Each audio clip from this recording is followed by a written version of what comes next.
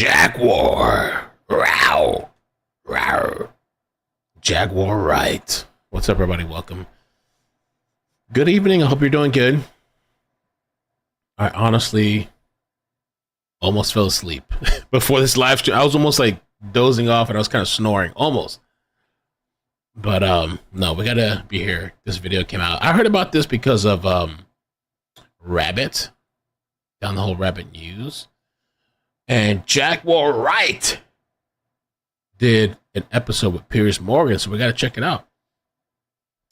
Let me adjust my screen. I hope you guys are doing good. Oh, the fish tank. So apparently the ammonia, yesterday I think I tested it. It was too high. I said, okay, fine. I bought more plants. It's kind of messy in there now because I got to reorganize it. But I wanted to like not touch too much because it's cloudy in there. And I also changed almost 10 gallons of water for RO water, reverse osmosis. So the tank is in a working process. And I'll say, the fish tank people that warned me, you guys are right. You guys are right. You guys are right. I had no idea how much all this stuff takes. It's a lot. It's a whole, oh my God. It's a lot. All right, let's get started. Jaguar. Harvey Weinstein, Jeffrey Epstein, Sean Combs have one person in common. Jaguar Wright is known to be a conspiracy theorist. I would never People do say she's a conspiracy person. So, they straight out call her, oh, yeah, she a conspiracy, she a QAnon. Oh, shit. Picture with the devil. Everyone knew she was the devil. Everyone wanted to go to Diddy's white parties when they were happening. If I got an invite, I would go. But there's a party within a party. Jay-Z. Ooh, a party within a party. Look at Jay-Z. Don't say I'm not here. You got to get down, man. You got to have the drink. You got to have a drink of Diddy's juice, special juice. And if you don't take the drink, well, you get kicked out of the party. It's as simple as that. You got to have that Diddy juice. Diddy and Jay-Z are monsters. Ooh. He's saying a lot of things that could be considered libelous. I think if Diddy cooperates and gives up some big names of actual crimes that they committed, that'd be a way of actually lessening the amount of time that he does, or possibly even walking away. I absolutely do not see him being victorious in a criminal trial. This has been a fist of tyranny that has been punching through for decades. It must stop. Well, Diddy's downfall has sent shockwaves through the entertainment industry and beyond. The blast radius from the uncovering of his alleged offences could yet swallow many more powerful and famous figures. Diddy is accused of creating a criminal enterprise which engaged in sex trafficking, racketeering, kidnapping, bribery and forced labour. His lawyers say he'll fight the charges, but after the testimony you're about to hear, you'll be staggered he avoided the attention of law enforcement for so long. I'll speak to a lawyer, a whistleblower, and an insider for an uncensored insight into the showbiz scandal of a generation. And Jaguar, I'm going to start with you. Jaguar. You've been called a whistleblower. You knew Sean Diddy Combs for a long time. Jaguar. You attended a number of his infamous parties. And in she went to the parties too. Oh, shit. A Diddy party. Would you guys go to a Diddy party? I mean, I guess not now with all the things that's come out, but back in the day, maybe he offers you some money, come out and party.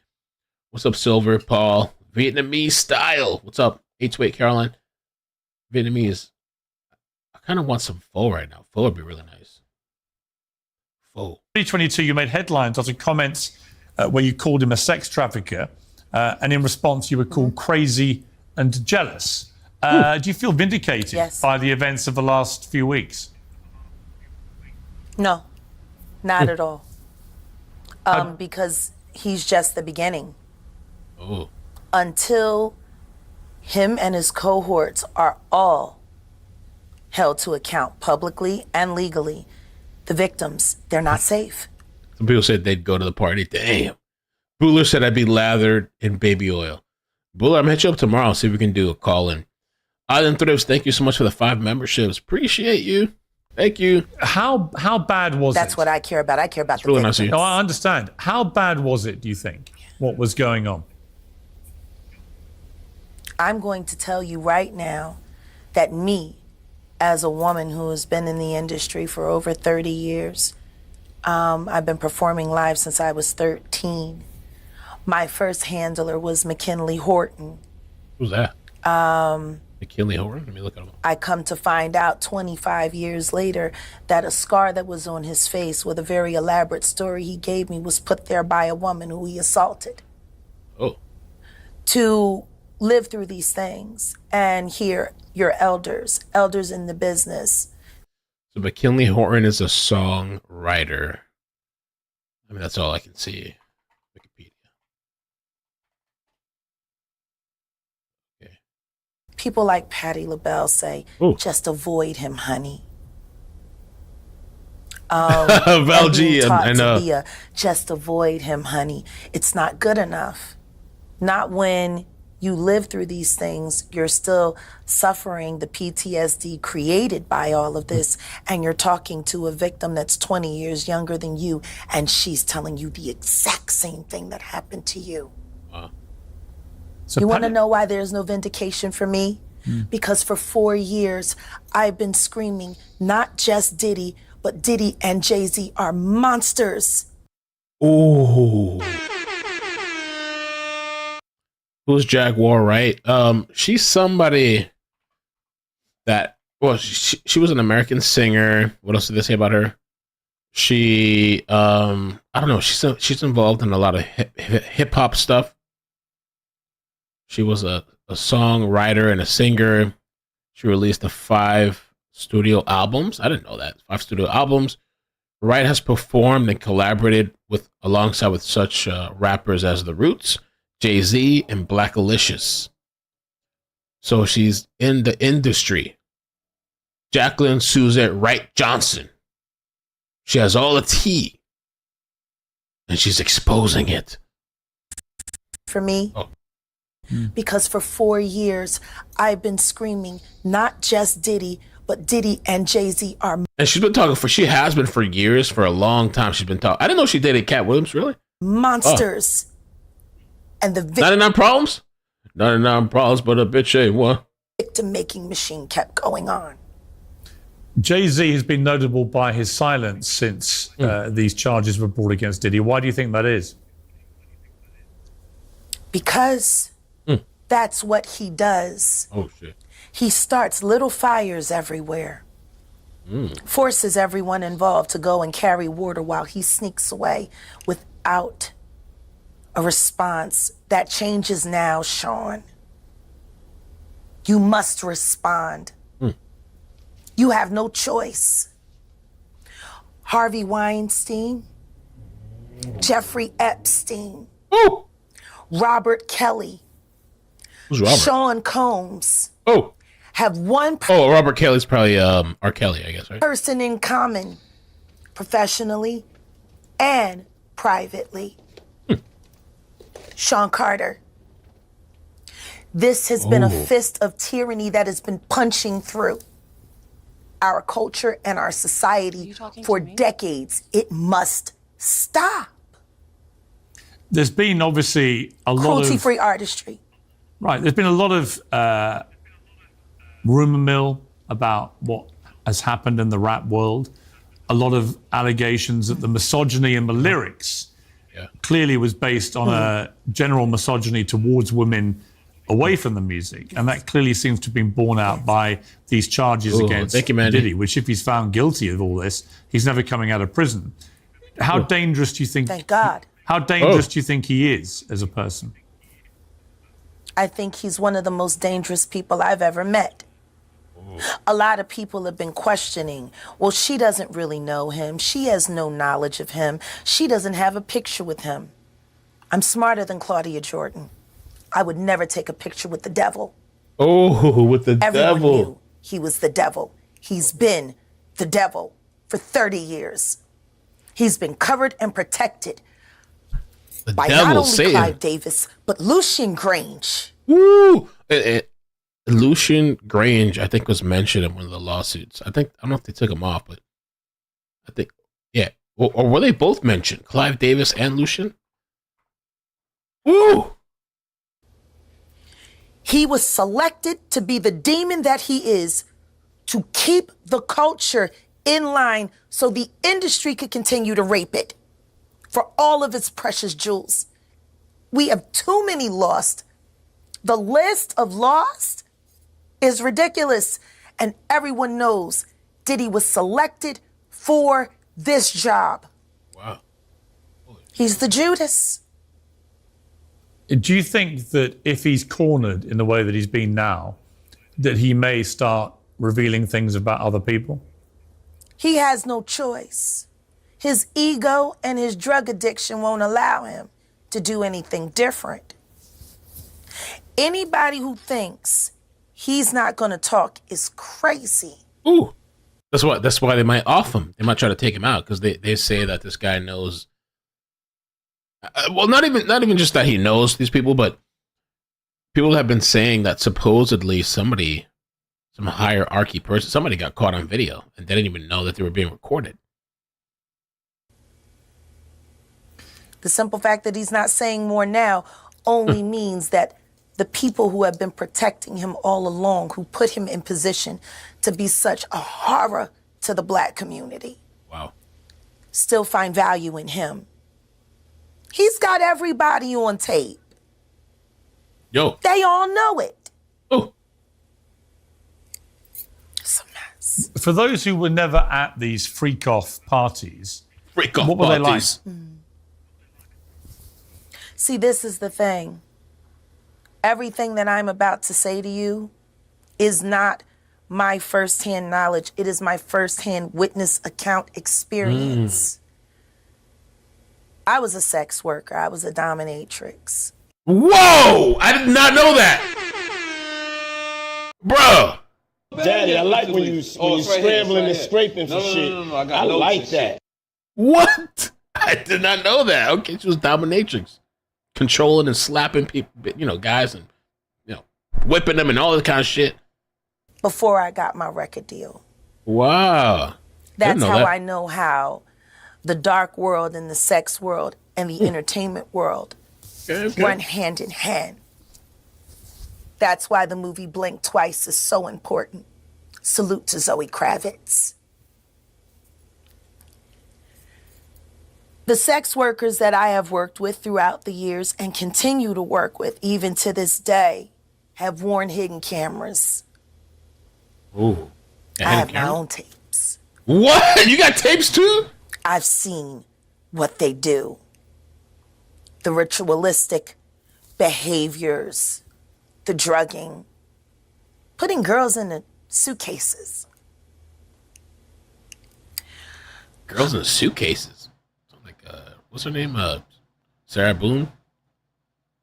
Dumping them in alleyways. It's horrifying. And it's all done under the protection of, this is going to be paid off. There's another NDA. This is going to be, it's terrible.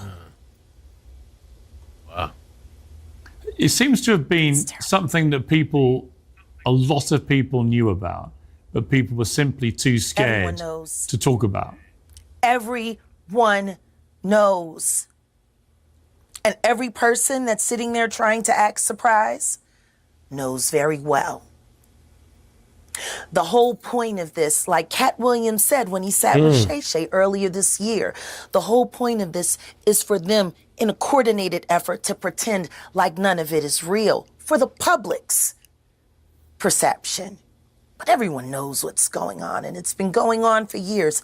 It's been going on before Diddy. See, people keep looking at him like he's the Sputnik that came out of nowhere. This is someone who was designed to be what he is. We got to stop making Diddies. And if we're going to do that, then we got to go back. We got to go back to even further, the mentors of these people. Because Diddy was taught how to do what he does systematically, and Clive Davis has been his greatest teacher. Ooh, Clive Davis. Look, Clive Davis is not here to respond to that, nor is Jay-Z. But a lot of... Hello, we don't want to get sued, so just to clarify, he's not here to defend himself. Clive Davis, I feel like this is one of the guys that was mentioned in one of the lawsuits. It says here on Wikipedia, an American record producer, an A&R executive, record executive, and lawyer. He has won 5 Grammy Awards. He was inducted into the Rock and Hall of Fame as a non-performer. When you got it like that, I guess you don't have to perform. You get there. From 1967 to 1973, Davis was the president of Columbia Records. He was the founder and president of Arista Records from 1974 to 2000 until founding J Records. He is apparently the co-founder of Bad Boy Records and a good friend with Sean Combs in 1992. And from 2002 to April 2008, he was the chair and CEO of RCA Music Records. And a whole long list of stuff. Clive Davis. Oh, yeah, Clive. A lot of people, famous people in the music industry, have been notable, like I say, by their silence so far. It's also been notable that since the Me Too campaign began in 2017, Me Too, yeah. the music industry has largely avoided the same scrutiny that other industries have had. Why do you think that is? I'm sorry, I didn't hear that. Since Me Too began in 2017, the music industry has largely avoided the same kind of scrutiny that other industries have had. Why do you think that is? Well, because the Me Too movement was a ruse. Oh shit, what? It was a setup. Hold on, what? What are you talking about? Hear ye, hear ye, hear ye. It was a scam. I'm saying that now. Publicly. Dream Hampton spearheaded the Surviving R. Kelly campaign, which fueled the Me Too campaign. And that was all funded by Sean Carter to make sure that Robert Kelly went to jail. Get his lick back. Why is nobody understanding that Dream Hampton was being financed and ran by Sean Carter? They were able to go and get all of these witnesses because he was there with Robert Kelly.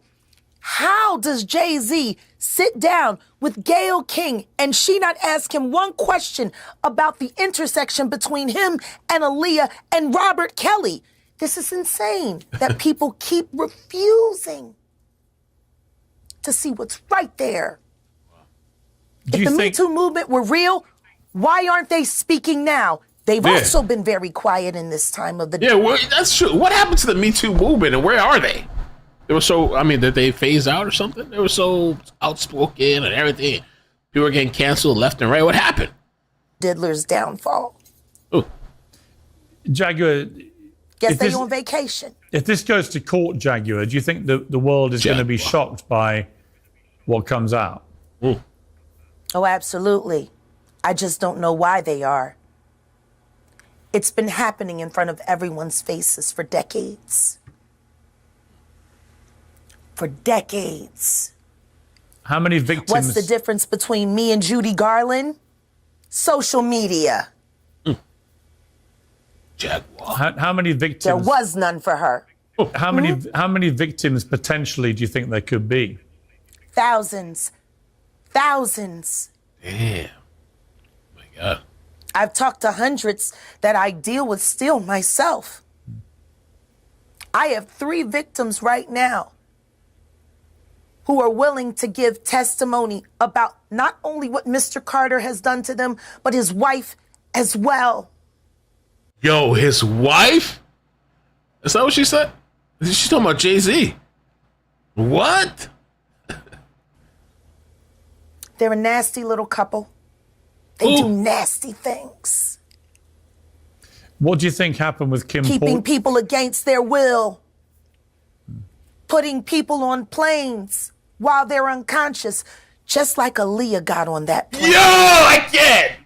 Okay, Hugs. Just mentioned Aaliyah. I haven't watched this yet. It's my first time. It came out a couple hours ago today.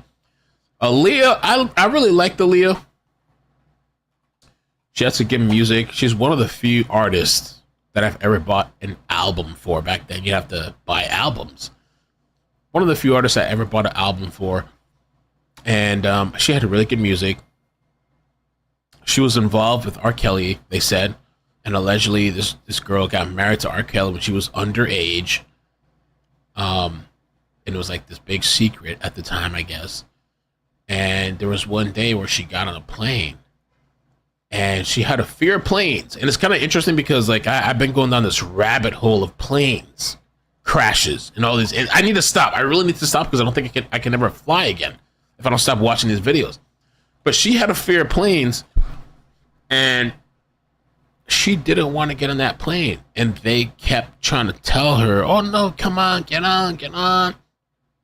They gave her like a sedative or something.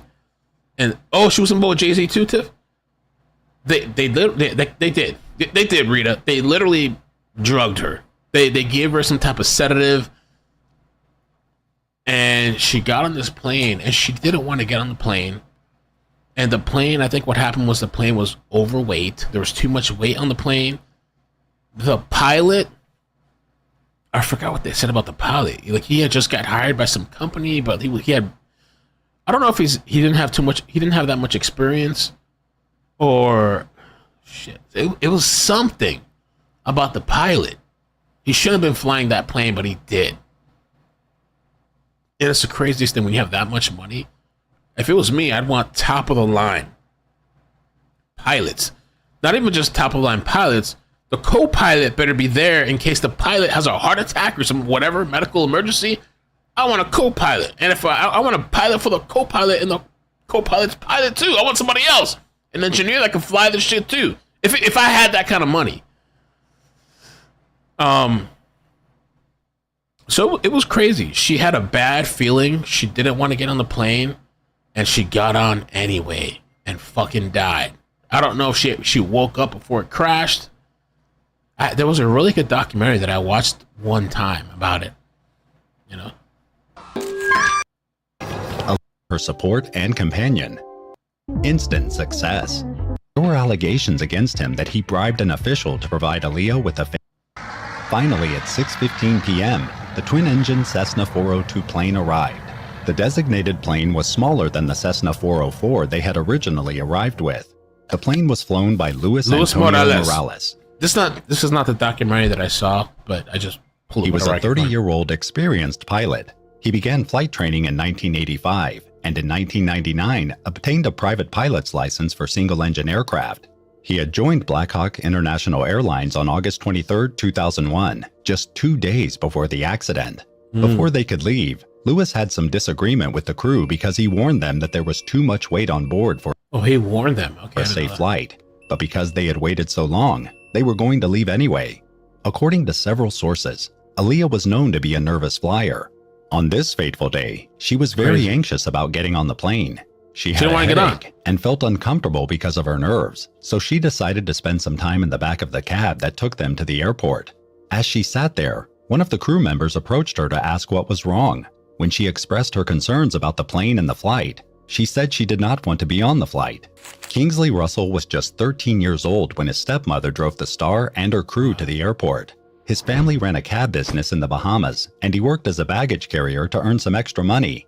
According to his recent statement, the singer refused to board the plane when she first saw it. She didn't want to get on that plane. She decided to go back in the car and had been given a sleeping pill. As the other passengers and pilot loaded the plane, Aaliyah fell asleep at the back of the cab. When they were ready to leave, they got Aaliyah out of the cab despite her earlier reservations and carried her onto the plane. At that moment, she was still unconscious from the pill. Unconscious! And they're dragging you onto the plane. It's crazy. She really had some good music. Rock the boat, rock the boat. She had been given earlier and did not know she was on the plane. Weather conditions were good, so the plane took off around 6:45 p.m. The plane began flying at high speed over the runway 27 and took off quickly. It banked to the left as it reached an altitude of about 40 feet above the runway. Suddenly, the aircraft tilted forward and hit the marshy terrain with its left wing and nose.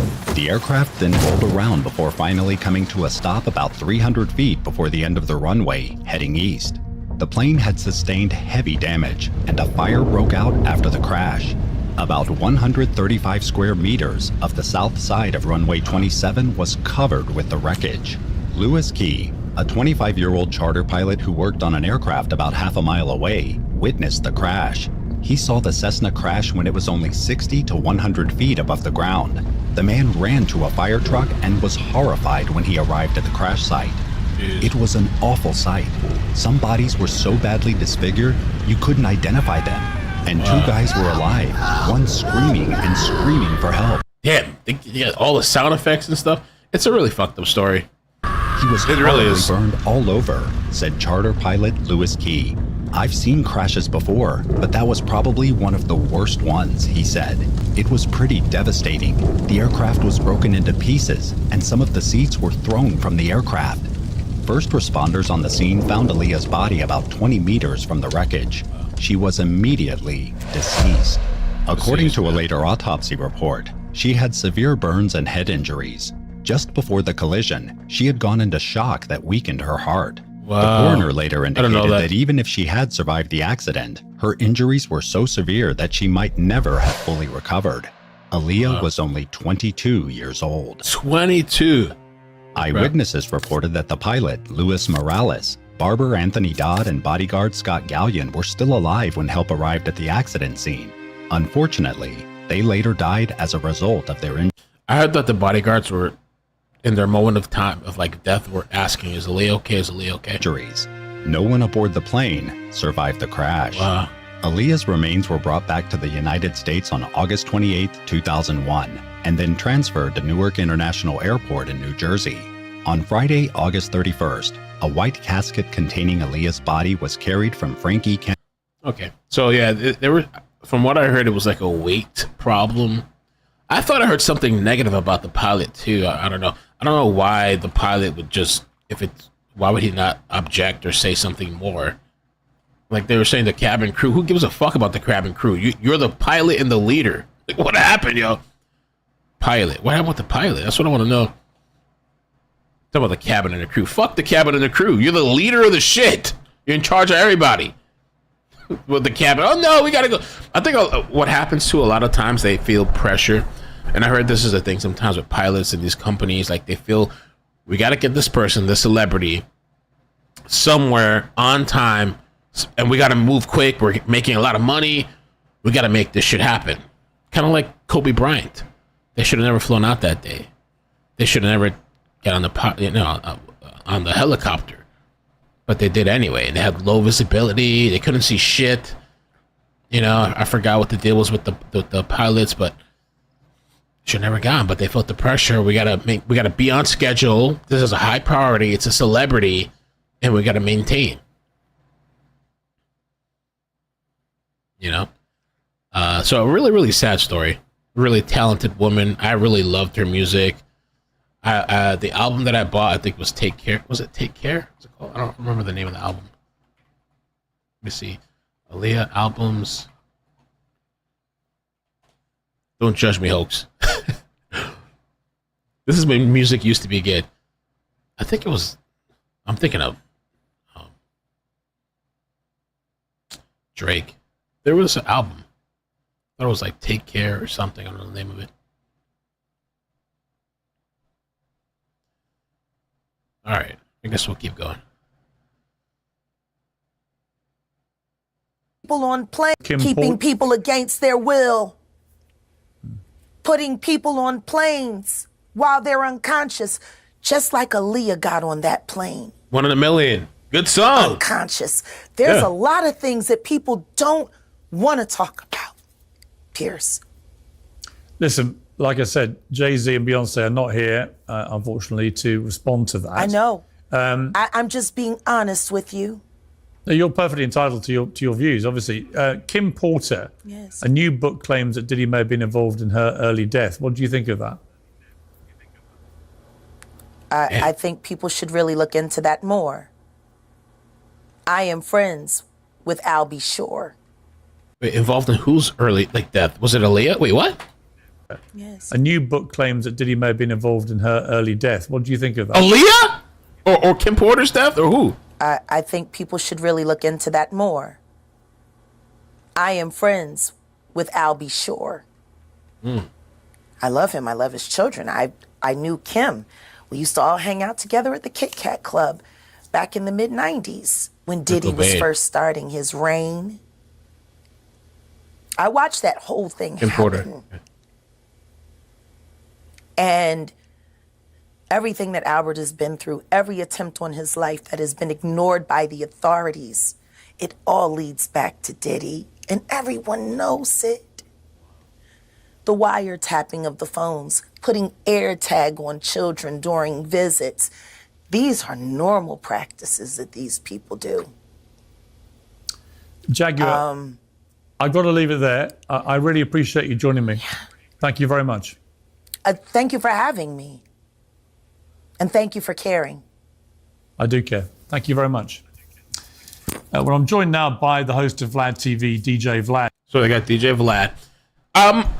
They could have given her a very long segment. Jaguar can talk. I've seen some of her videos, and she is dubbed a conspiracy person by some people, or whatever. I don't know how I feel about her yet. She does have a lot of information on these people, and she has been in the industry. And DJ Vlad, I like this guy too. I've been watching him for a long time.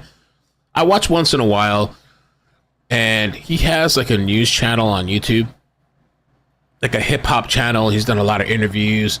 He's kind of like the thing with him is people have joked around. They say like he's gotten people to like snitch on themselves, and they've gotten arrested for doing interviews on his show. Like people will self snitch. But this guy, he's a legend. He's a legend. Been around for a long time. He's it says Ukrainian American interviewer, journalist, and former DJ. He made a name for himself, built up a channel, like killed it on YouTube and everything. So he's just the OG. Armando said Vlad is a snitch and a culture vulture. Hoke said he is the hip hop snake. I can't even say that no to you guys because that's what he's known for. People have said supposedly he works with the feds, or he's literally gotten people to go on and do an interview and admit to crimes. And I forgot who it was. They literally used his stuff in a court, like a trial, like to convict somebody. Like, yo, you did this interview on Vlad or whatever. That's what he's known for. So, yeah. DJ Vlad, I mean, pretty horrifying listening to these testimonies. What did you make of what you just heard? Well, Jaguar Wright is known to be a conspiracy theorist. My mic is loud. I don't really co-sign anything that she says. I've never had her on my show, and I don't have any plans to have her on my show. You don't believe her? She got an album in 20 years, and a lot. Yo, he's shitting on her. Okay, I'm gonna turn my mic down a little bit. If it's too loud, I can turn it down a bit. Holy moly! A lot of this stuff is just stuff she's heard, things she's making up, and so forth. I'm not saying that there aren't serious things that Diddy may have done, but yeah, I can't co-sign anything that Jaguar Wright is saying, if that's your question. Well, I mean, obviously, since we last spoke, there have now been these charges against Diddy, which are incredibly serious. You didn't think at the time we last spoke that he was likely to face these charges. Are you surprised it's come to this? I'm not surprised because I feel that law enforcement in general is reactionary. I think that when you look at high-profile individuals, their arrests, indictments usually come after a documentary, a big TV show, or in Diddy's case, there was this huge lawsuit that Cassie filed that everyone got to see all the details and all the attention that came to it. So, yeah, it wasn't a surprise that it actually happened because you've seen this happen over and over again. R. Kelly, Harvey Weinstein, all the attention that they got, and then now Diddy. So, yeah, I mean, this is ultimately the world that we live in. But he'll have his day in court. And, you know, his lawyer said that he's not going to take a plea deal because I think a plea deal at this point is probably going to be very heavy-handed, probably 20 years plus. So it makes sense for him to go to court. But we'll ultimately see what happens, you know, because we haven't really seen, apart from some of the funny stuff of, oh, there's 1 million bottles of lube that they found there. I'm sorry, 1,000 bottles of lube and so forth. We have yet to really see what the evidence is. And I think once we see the actual evidence, then people will actually formulate an opinion on what's happening right now. Do you think there's a lot of people in the rap world in particular who are pretty fearful right now of where this may all lead? Is it a bit like the Epstein scandal, do you think? I don't really think so because, I mean, ultimately, everyone wanted to go to Diddy's white parties. when they were happening. Everybody wanted to go. If I got an invite, I would go. But there's a okay, you at the parties too? Okay, party within a party. There's the actual party where the big celebrities go to, the Howard Sterns and the Leonardo DiCaprio. The Howard Stern, man, he's like a legend, but he's gotten like over the years so soft. I don't like that guy anymore. Howard Stern, he's like this super, I don't know, like Karen. He's like the ultimate Karen, male Karen. I don't know what the male Karen name is. I don't know what happened to this guy. I don't like Howard Stern anymore, but I know he did have like some legendary shit back in the day. He's the OG radio personality and stuff, you know. DiCaprios and so forth. You never hear of any of them really being involved in any of this stuff. They go home, at 2, 3 o'clock a.m. And then there's a private party that seem to involve the sex workers and probably certain types of people that are kind of in an inner circle. The Fed used his interview with Wayne Davis to arrest him for Tupac's murder. The Feds used the interview with Dwayne Davis to arrest him for Tupac's murder. Oh, shit. Okay. And I feel like there's been multiple instances. Thank you for the 10. Appreciate that. I feel like there's been multiple instances where that's happened. Vlad, that's what he's, known for. We'll see if those names ultimately come out or not. I think that when it comes to a situation like the Feds, cooperating is a very big thing. And I think if Diddy cooperates and gives up some big names of actual crimes that they committed, that'd be a way of actually, lessening the amount of time that he does, or possibly even walking away. I mean, what had you heard about Diddy over the years? Obviously, people knew he had parties. They knew he was a big rap star and so on. But the nature of this kind of thing, I mean, I'm asking because when I watched, for example, I met Diddy a couple of times. He was always perfectly charming to me. But Pause. I've met a lot of people who are charming and turned out to be monsters. The video that came out of showing him beating up his then girlfriend in a hotel corridor was so shocking that when I watched it, I remember thinking, well, this guy is capable of anything. I mean, a man that would do that, who's that famous, who would do that to a woman in a hotel corridor, public hotel corridor, if he's prepared to be that violent in public, knowing there might be cameras around, he's prepared to do pretty much anything, was my conclusion. I mean, what did you hear about him over the years? Yeah, I mean, that tape was horrific. And after our interview that we did with Roger Bonds, who I helped to bring onto the show, I did my own interview with Roger Bonds. It was a very in-depth, I think, two-hour interview where he goes into actually witnessing a lot of women that were physically abused by Diddy. I mean, not only Cassie, of course, which you saw multiple times, but Kim Porter. He was on a trip where Kim Porter got her nose broken allegedly by Diddy and flew in a plastic surgeon to fix it. There was a personal chef that Diddy beat up. I actually heard voicemails of her describing it. This wasn't even something that she wanted to come publicly with. There was other women as well that I got details on. So I think that Diddy has a long history of violence towards women, but also of men, because there's also the Steve Stout incident. If you remember that whole situation, he was in a music video with Nas, Hate Me Now, and there was a scene where Diddy was on the cross like Jesus, and I guess he went to Steve Stout afterwards and said that he wants to take that part out. That part wasn't taken out, so Diddy and his entourage show up at Steve Stout's office and they beat him with a champagne bottle. Wow. Steve Stout is a name I've heard for a long time. He's been in the music industry. They say he's an American record executive. He concurrently served as an executive vice president of Interscope, A&M Records. I mean, he's been around for a long time. I remember I thought I heard too that Diddy at one point had a problem with Drake because of that song 100. What is it called? 100 Drake. I go live to 100 real quick. What's that song? 0 to 100. Johnny. Is it that song? I don't know. It's 0 to 100. 0 to 100. Real quick. Fuck, we ain't on some real shit. Supposedly he had taken took that beat from like P Diddy or something, and P Diddy got upset. And so Diddy roughed him up or something, twisted his arm, his like shoulder socket popped out or something. you know, I don't know. It's just something to Drake, put him in his place. Supposedly, I don't know. Which they ultimately settled out of court for. So I think there's a lot of violence that has happened around him, and I think at this point it's just catching up to him. There's lots of rumor mills about him being secretly gay or bisexual or whatever. I mean, I don't care, but do you think there's much credence to those? I mean, it's hard to say. Yes, there's credence to that shit. What? I have heard, because remember, for example, the Wendy Williams situation. Mm-hmm. She was on the radio in New York, and she said that she had photos of Diddy in a gay type environment of some sort. And I had someone actually explain to me what that photo was after the fact. And Diddy came in and threatened to sue the radio station unless she was fired. And she was fired, and she had to go to Philly for, I think, 5 years or something like that.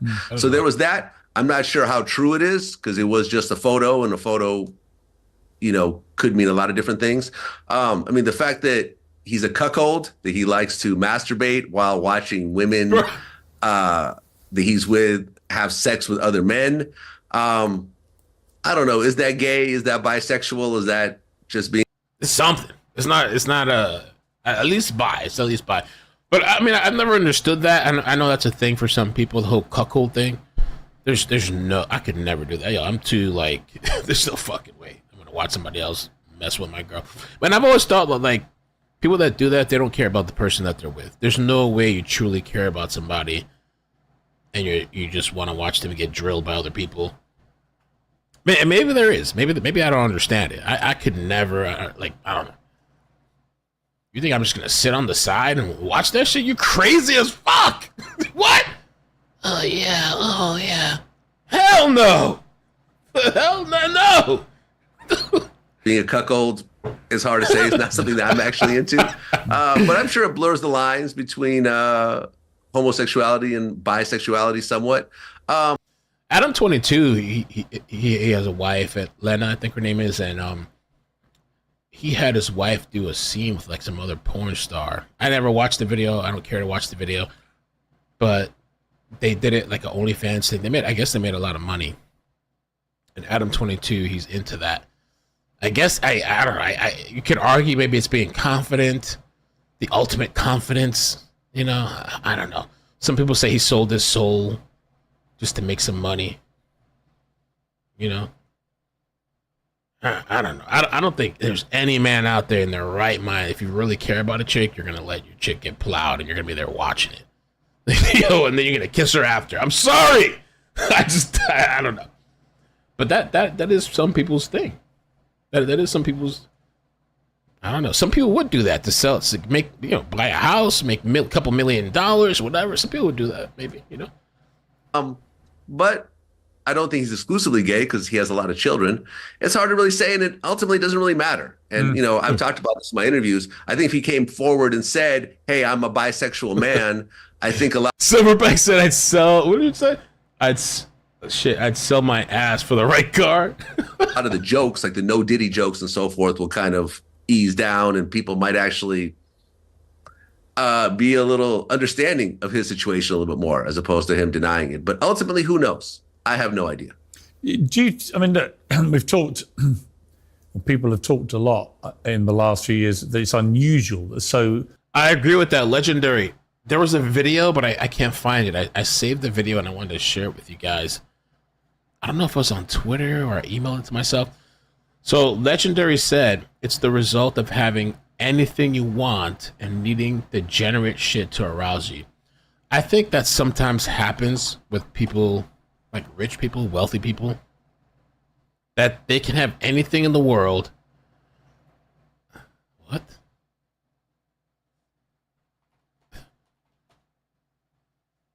They can have anything in the world, and they're just bored. That nothing entertains them anymore. So they got to do the craziest, wildest shit because nothing gets them off anymore. They've done everything. They've done everything they can do. They have nothing else in life to stride for. Few people in the music business have been held to account under the Me Too campaign umbrella in the way that other industries were held to account. You can bet Vlad carpet matches his drapes. following R. Kelly and others, could this be a tipping point where there might be a lot of other rap stars in particular, perhaps with very checkered backgrounds, lots of rumors about them, could all start falling like dominoes? It's hard to say. Like I said in the beginning, it's very reactionary. I think if there is a lot of media attention over somebody, there's a documentary about them, there's movies about them and so forth, I think that ends up getting on law enforcement's radar, and then you will see things kind of escalate very quickly. It's hard to say. R. Kelly was extremely high profile. And there will be others, but I don't think that the music industry is really having less situations than other industries. I mean, every industry has certain situations and they're high profile, and there's a bunch of other stuff that kind of falls below the radar. Finally, DJ, what do you think is going to happen here? Do you think Diddy will ever come out of prison? That's a tough one, because I was really shocked that he didn't get a bond. I thought for sure that he'd be sitting in his mansion right now awaiting trial, but he's sitting in a jail cell right now. And it could be years before this actually makes it to trial. I don't think Diddy's ever getting out. Okay, Flossie said, text me, Clive Davis is the 90-something-year-old music industry version of Harvey Weinstein. Oh my God. Suge Knight names powerful music execs who allegedly use drugs, alcohol, and sex to control Diddy, Usher, and Justin Bieber. Oh my God. This came out a couple days ago. And Dame Dash, Jay-Z's former business partner, was the last person Aaliyah dated prior to her death. Whoa, I didn't know that. I know about Dame Dash. And I watched their downfall. Dame Rockefeller, Jay-Z, Dame Dash. Legendary back in the day. Entrepreneur, music industry, blah, blah, blah. Wow, I didn't know that. Okay. Trial. So it proves that things are very, very serious on his end. And if you look at the R. Kelly situation, he got, I believe, 30 years. This may fall along the same lines, except the only difference is when I looked into the R. Kelly case, a lot of the convictions were based on underage girls. You've heard a few spatterings of underage accusations, but in general, it seemed like most of the women were of legal age in the Diddy case.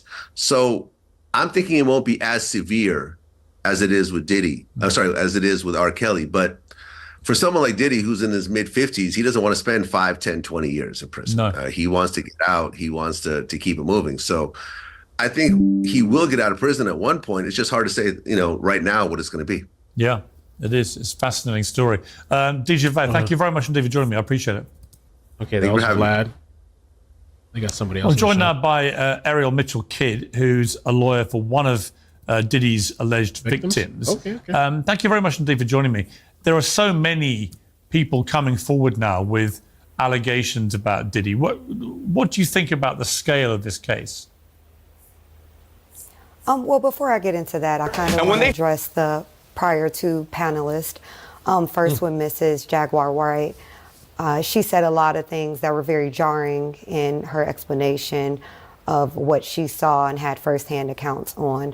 My concern for her, she's saying a lot of things that could be considered libelous. Right. Oh, shit. Jaguar doesn't give a F.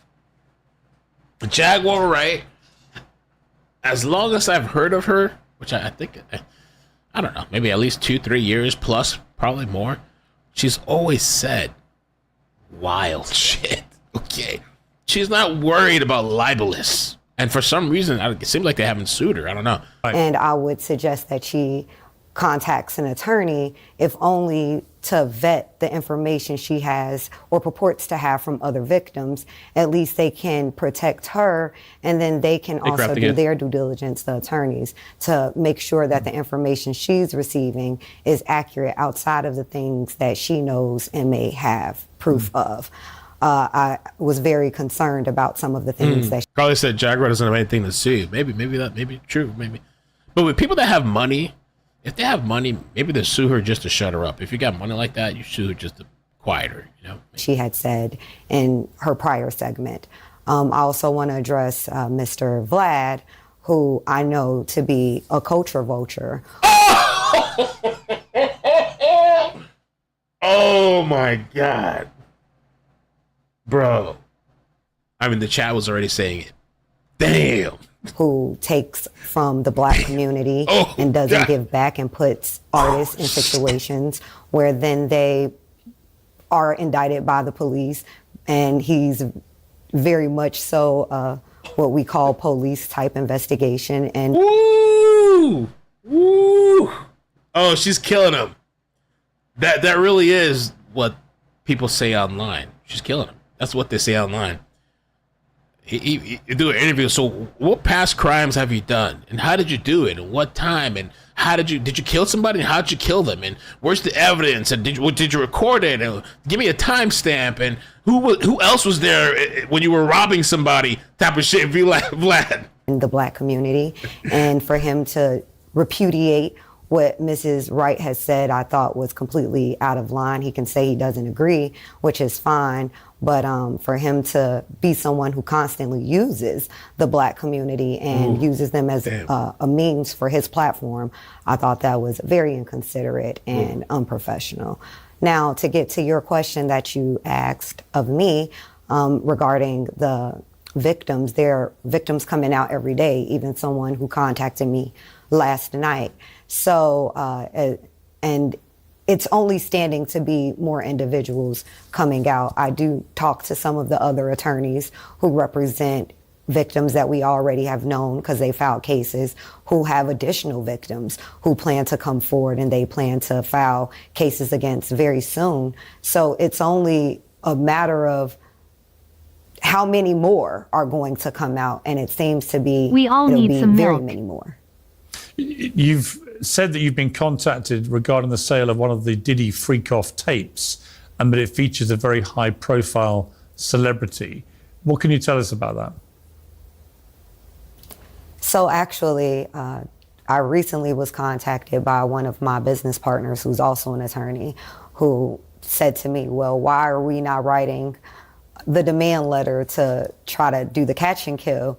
And I said, well, if you want to do it, then I'll connect you and you can essentially do it.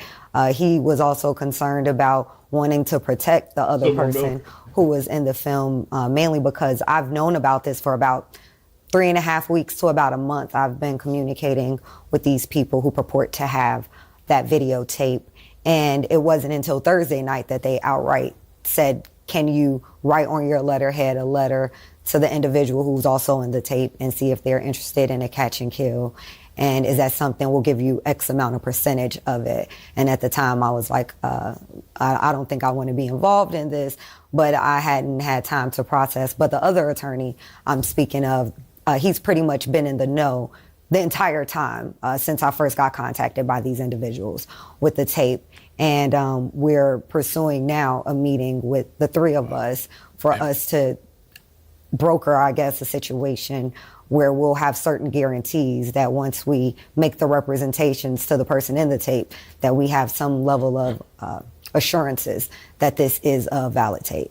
And just to be clear, two thoughts about this. One, is it a household name that we're talking about here? And secondly, are they engaged in any criminality from what you understand?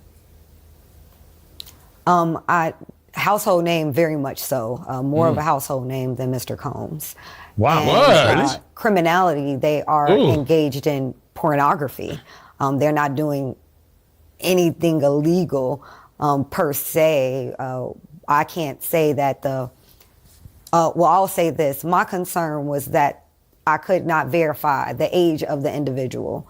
And so that was my concern about not having anything sent to me and viewing it in the way that I did via stills, via FaceTime video. Okay. We're going to check out I'm not going to watch the next whole video, but Mandy had sent me this. And when they find... And it was a Piers Morgan video on the Diddy topic, which I didn't even know this happened. And so I like this guy in the corner there. He's from, what's the Beta? I don't remember the channel. A really good channel. David. What's the guy's name? David. Not Pac-Man. I don't know. Yeah, I can't remember. Maybe someone in the chat will know. Something. He's one of the hosts on there. I think he's really good. He's funny, whatever. This is the guy. This lawyer, he's legendary. He has, I forgot the guy's name too. He's really funny, and he covers a wide variety of shit. BET, yeah. The BET, hold on. It's no, I don't know, something. PBD. Thank you, TJ Ludes. PBD. The PBD podcast. Before you watch this exclusive interview, this guy, I really like him. I think he's really good at interviews. They cover all types of trending topics. For some reason, I'm not following him. Maybe he has another channel. I know I follow one of his channels. But anyway, this guy in the corner, he's a host. And then this lawyer, who's the lawyer? The lawyer is Bruce? Bruce Lawyer. Bruce Rivers? Bruce Lawyer. CLR, Bruce Rivers. You guys said in the chat too. This guy, he does really good content. He's funny. This guy here on the right, he's a hip hop person. I can't even remember the name now. He does a show. I forgot what it's called. Valuetainment. Yes, Joanne. Thank you so much. I forgot this guy's name, but he's into hip hop and all this stuff. I don't know who this lady is. And this guy here is Lord Jamar. And he is a legend in his own right. He's really funny. He's kind of, I guess they deem him as controversial. He was a rapper and a DJ. He was with, I'm trying to remember who he was with. Founding member of the hip hop group Brand Nubian, which was formed in 1989. He's a legend, I guess, in hip hop. Lord Jamar. And he doesn't hold back. He's very unfiltered. People used to get all upset with his ass and want to cancel him. He didn't give a fuck. So, 1,000 bottles of baby oil and 500 dildos. There's some suspect activity happening, Piers. It's like you pass by the door and see a party in an apartment. Jason Lee, you go thank and you you. have a drink, and then you go home and realize Jeffrey Dahmer was eating and killing people. Some women went there thinking, oh, we're going to have a freak off. The fact that we as a society, we got mad for a week, money talks, and bullshit walks. Esther, please bear with me. We all know that there are pass-arounds. Someone like P. Diddy, I'm sorry, it should be the guillotine. If that was my daughter and I saw that on camera, it would have been a wrap for Diddy. Oh, shit. Just 1 year ago, Sean Diddy Combs, one of the most successful rappers and producers in music history, was on top of the world. The VMAs honored him as a global icon. the frequency is up. We're having a Club Love party. That's like a special private party that I throw, but you're invited. You're invited, Club Love. It's all R&B all night. All the things that I would play in my vibration, my frequency, because my frequency is different. Well, the party's over for Diddy Combs. That global icon has now become a global pariah. Last week, Damian Williams, a U.S. district attorney in New York, stepped in front of a microphone and told a shocked world this. Today, I'm announcing the unsealing of a 3-count indictment. Okay, we know all this stuff. Let me just get to the reports he's refusing food. Becky Weinstein's YouTube channel, Bruce Rivers, There we go. the editor of Hollywood Unlocked, and a man who partied with Diddy, Jason Lee. PBD's podcast, Angry Patriot, Vinny Oshana, and here in the studio, uncensored contributor, Esther Kraku. Well, thank you all for joining me. I appreciate it very much. Bruce Rivers, let me start with you because you've been getting great traction with your YouTube channel by exploring every part of this scandal. It really does feel that it's getting bigger and bigger and is right up there with Epstein, with Weinstein, with these other huge scandals we've seen. What do you think is going to happen here? I think he's going to go to the prison for the rest of his natural life. The federal guidelines are going to be astronomical.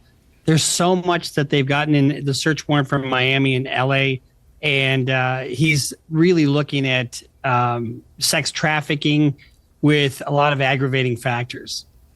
Which is the most serious for him? The abuse, the RICO encompasses all the other statutes. Yeah. So it's the sex trafficking and then all the other enhancements with that. So guidelines, he's probably looking at in excess of 300 months. Those are just the guidelines. I mean, I saw that he, through his lawyers, they put a bail package proposal that included a $50 million bond co-signed by Combs, his mother, and other family members. It was to include home detention, surrender of his passport, weekly drug tests, a visitor log that would be submitted to pretrial services each night. But that was rejected. He literally even offered to be, he was like, you can watch me on camera. We'll have camera there. I'm sure they already have cameras. He was like, you can watch me 24/7.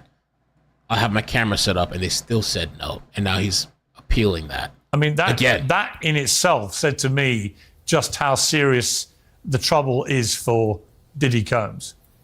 Well, you have a situation where this is a presumptive detention situation. In other words, the defense has to prove, rebut the presumption.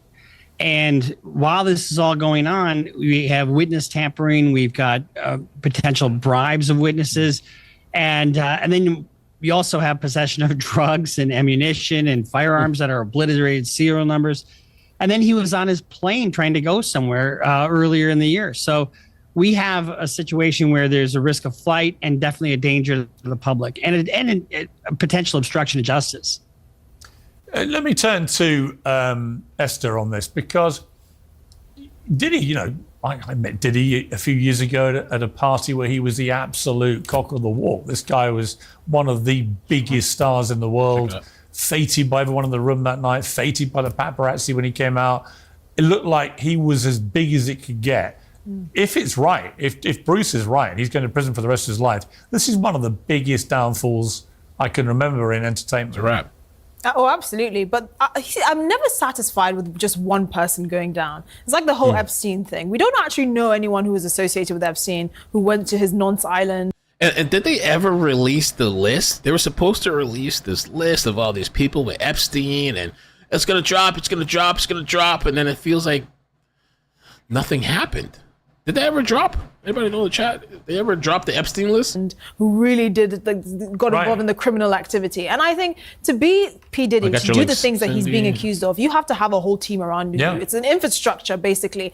And I just really despise the fact that he's probably going to be the only one that's going to be taken down. He didn't get that powerful just by being by himself. He had the support of politicians, of other wealthy benefactors, there is a suggestion. of so many people in the industry. Right, but why is he only taking the... Well, there is a suggestion that he may start talking to the feds and do some kind of deal. Now, Epstein never got the chance to do that or to take that kind of deal, even if he was offered it, because he died, right? He apparently committed suicide. Speculation has run riot ever since somebody got to him, but that appeared to be the fact that he took his life. But that seemed to silence everything and stop the process moving to other people. But here, if Diddy was to suddenly start going after everyone and naming people, and there are tapes, as many people believe, depicting a lot of other people, famous people involved in this stuff, this could get massively bigger very quickly. Well, the thing is, so many people knew a lot of things. So like 50 Cent, for example, was very open about his disdain for Puff Daddy, and he used to call him gay all the time. He used to rap about it. Eminem has lyrics in some of his music about, P. Diddy being a raper, for example. There's so many people in the industry. Nicki Minaj, for example, certainly knew some things, particularly about Meek Mill's relationship with P. Diddy. If anyone's heard that horrible tape, you'll know what I'm talking about. So there are these high-profile celebrities that certainly saw things, and the question is, how do we incentivize them to speak? Because if they... Hunter, I got your email about the fish stuff. I wrote you back. I don't know if you're watching or not tonight, but let's link up tomorrow. We'll talk. Sounds good to me. would come forward, then actually, even the other powerful people in the background that are hiding wouldn't be able to hide for much longer. But the question is, how did they do that? How did they incentivize the people who saw things to come forward? And it might be a complete coincidence, Vinny, but we're already seeing people like Usher and Pink, who were friendly with Diddy Combs. They've deleted a lot of their social media. What's up with that? We don't know why, but it could be coincidence. Why are they scrubbing the social media? Very like it's not a coincidence. What do you make of the scandal? Oh, let's get ready to go. Industry. I left the military, went to Hollywood, acting, and all this whole it's a cult. And I love that she brought up Epstein and how he's apparently dead. Ghislaine Maxwell, She's in prison for 20 some odd years, I guess. Where are all the customers? Yep. Where are all the people that were, you know, with these girls? You know what I mean, Piers? Where are all the victims? Where are all these people? Not one customer. I know Prince, Andrew, he was obviously, he was there. He was, you know, with the underage girl. And what was his punishment? I think the queen, when she was alive, she just relieved him of his royal duties. He couldn't be out in public. But I've seen it firsthand, Piers. These people with this power and this level of influence, they go out with impunity as if they're never going to get caught. All the celebrities love them. And they all knew, Piers, Hollywood's not a big town. The entertainment industry, it's not a big town. Everybody knows who Diddy was. Everybody knows who Harvey Weinstein was, Piers, and everybody knew Epstein and all these people were, and nobody ever said nothing. You have people like Michelle Obama, Barack, everybody praising them. Harvey Weinstein, these people were such great people. All the parties, all the things that people went to, Piers, everybody knew. The recording and the cameras, that's a whole different story together. You know, people claim that Epstein was a part of Mossad and recording and blackmailing people. Diddy, imagine how many people are panicking right now that he did it. But one of the main things, Piers, that pissed me off the most is the Usher and the Justin Bieber situation. Oh my God. He was on Howard Stern. Usher was on, I believe it was Howard Stern a while ago. Vinny snaps. He goes off. He starts to turn red and shit. That's why I was waiting for Vinny to talk. And he explained. Oh, thank you. Okay, awesome. That's you, Sean. Okay, cool. We'll talk tomorrow. Yeah, I'll email you back with a phone number. I would appreciate some help. Thank you. Yeah. That he went to Puffy's flavor camp at 14 years old. That's crazy. That's his so parents crazy. Dropped him off with Diddy, and he saw stuff that he said he couldn't believe. And I don't, what's up with these parents that they sell themselves out because of a celebrity? The same thing with R. Kelly. A lot of these parents were just sending their kids because I guess like he offered them maybe something, career or something. So we're gonna take your kid and we're gonna travel across country or whatever. They're gonna be in my dungeon and shit. If I feel like it, I'll let you check in with your own kid. Who does that? But I guess people, for whatever notoriety, fame, maybe they trust because people are celebrities. They'll leave their kids, sell their kids to these people in hopes that the kids will get rich and they'll be good for life. I guess. 14 years old, Piers. Okay, and God knows what he did with him. There's and then stories he sent about Justin him. Bieber There's there videos as where well. he said, Usher, after having seen that, he also sent Justin Bieber there. Great point. And if the rumors are true, Piers, he brings up Justin Bieber, and Justin Bieber has looked like he has been through hell. He was seen with Diddy a couple months ago, and Diddy's patting him down for a while. We watched the video. I don't know. Was Diddy? It seemed like Diddy maybe was patting him. I mean, if fucking Diddy, like, imagine all this shit's happening to him. He met up with Justin Bieber, I guess, a couple of months ago, and Diddy's kind of like touching his chest and like doing this shit, like kind of like, I don't know. It almost did look like he was checking Bieber if he had a wire on him. I don't know. People, Piers, or it could have just been a hug, a Philly touchy hug. I don't know. Are disgusting. They're evil. Thank God Justin Bieber has found God. If he didn't find God, I don't think we'd have him. These people are predators. They're disgusting human beings. It's a cult, Piers, and I hope to God that they find God, because the end game for people like that, Piers, is not good. Okay, Jason, you know Diddy. You've been at some of these parties. Oh shit, Jason. Does what you're reading now shock you, or was it a very wild scene? Yeah, there's a lot to unpack here. First of all, I want to be very clear on the conflation between going to a Diddy party and then going to Diddy After Dark. Yeah. Right. You know, I said yesterday. Well, those are After Dark. On a program that, you know, it's like you pass by the door and see a party in an apartment, you go in, you have a drink, and then you go home and realize Jeffrey Dahmer was eating and killing people. People that went to a Diddy party, you know, like Ashton Kutcher, Demi Moore, Beyonce, Jay-Z, I don't know if they were at Diddy After Dark when people were getting sprayed down with baby oil. What I will say is that, you know, you've heard a lot of things about Diddy over the years, blowing up cars, harassing people, threatening people, having people killed, allegedly, all allegations. But I think Esther made the most important point that all of us are just in the culture figuring out this crisis is, where were all the people who were booking flights, booking hotels, driving people to rooms, knowing what was happening? Why is he in there by himself? Why are nobody speaking out? Why is Usher and Justin Bieber not condemning these rumors? Where is Beyonce and Jay-Z? You know, people where are they? watching this train People are watching this train wreck happen and just trying not to have the conductor call their name, and that's the problem. And see, the problem that I have is that while we all enjoy the fruit of the industry, if you're eating poisonous fruit, then you need to be a part of that tree that's on its way down too. And the problem with being castrated in public right now, which is what is happening to Diddy, no pun intended, is that he's not given his due process. So on one hand, you're like, let it go through the process. But on the other hand, we have, the energy that the young man just had before me, that they know that this is happening in the industry that is not regulated or not controlled. And who's it going to happen to next? Yeah. Well, I want to bring in Lord Jamar, American Lord Jamar, rapper and DJ. Let's someone go. Who knows Diddy Combs well, been again at some of these parties. Lord Jamar, first of all, your reaction to the sheer scale of charges against Diddy. Are you as stunned as everybody else by this? Not really. I knew it. To be honest, and I want to reiterate what Jason said about the regular Diddy parties and the Diddy After Dark. I've been to regular Diddy parties, like in clubs, the PG version. Never been to anything in his home or anything like that, or any After Dark type of stuff. But I'm not really surprised. I've heard rumors about this guy for years.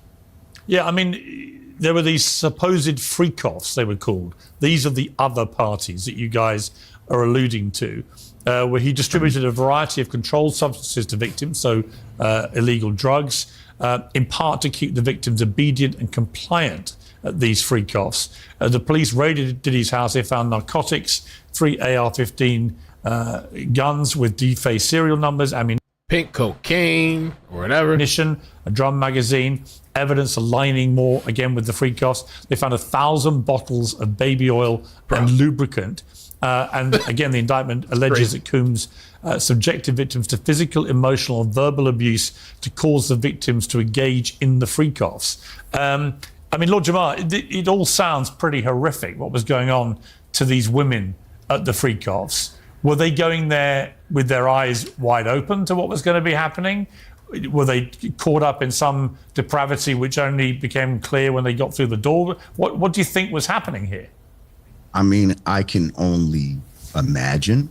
Like I said, I wasn't there. I think it was probably a combination of the two. Some women went there thinking, oh, we're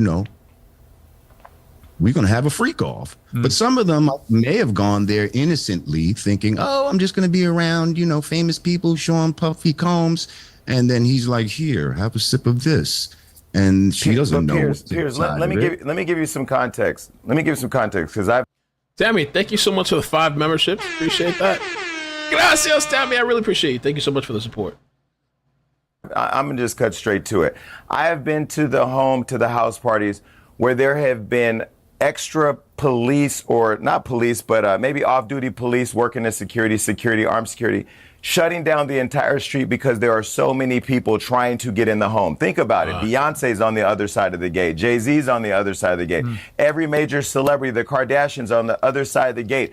People are trying to get in that party. The first Diddy party I went to was at Prince's house. So you want to go to Prince's house to the Diddy party where Tyrese is performing and Demi Moore and Ashton Kutcher are swinging on swings. That is what's happening on the other side of the wall. And so Liz, how you doing? Liz says, Stevie J told me he supplied women for Puff. No. Isn't that the guy that's mentioned in the lawsuit too? Supposedly that was involved in all this stuff, like sex stuff or whatever.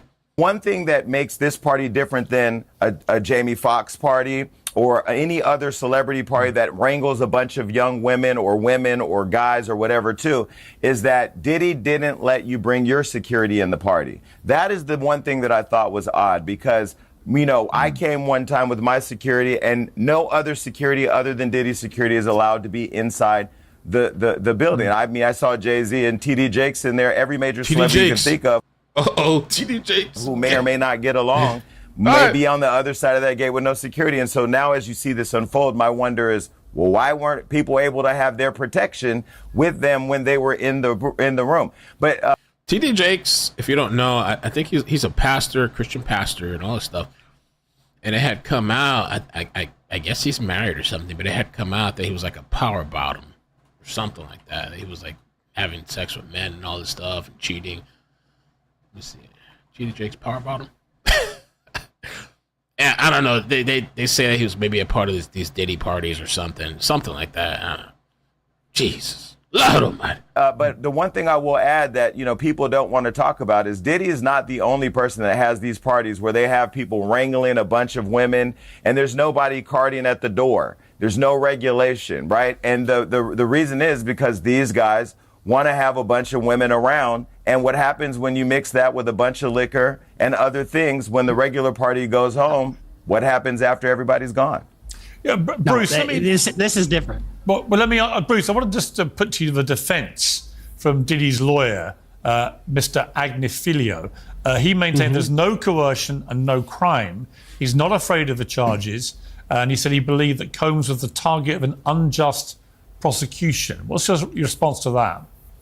Well, one of the things that we talked about, the people who arranged the flights, the people who arranged this and that, all the people in the chain, those are all going to be witnesses against Diddy. Let's start there.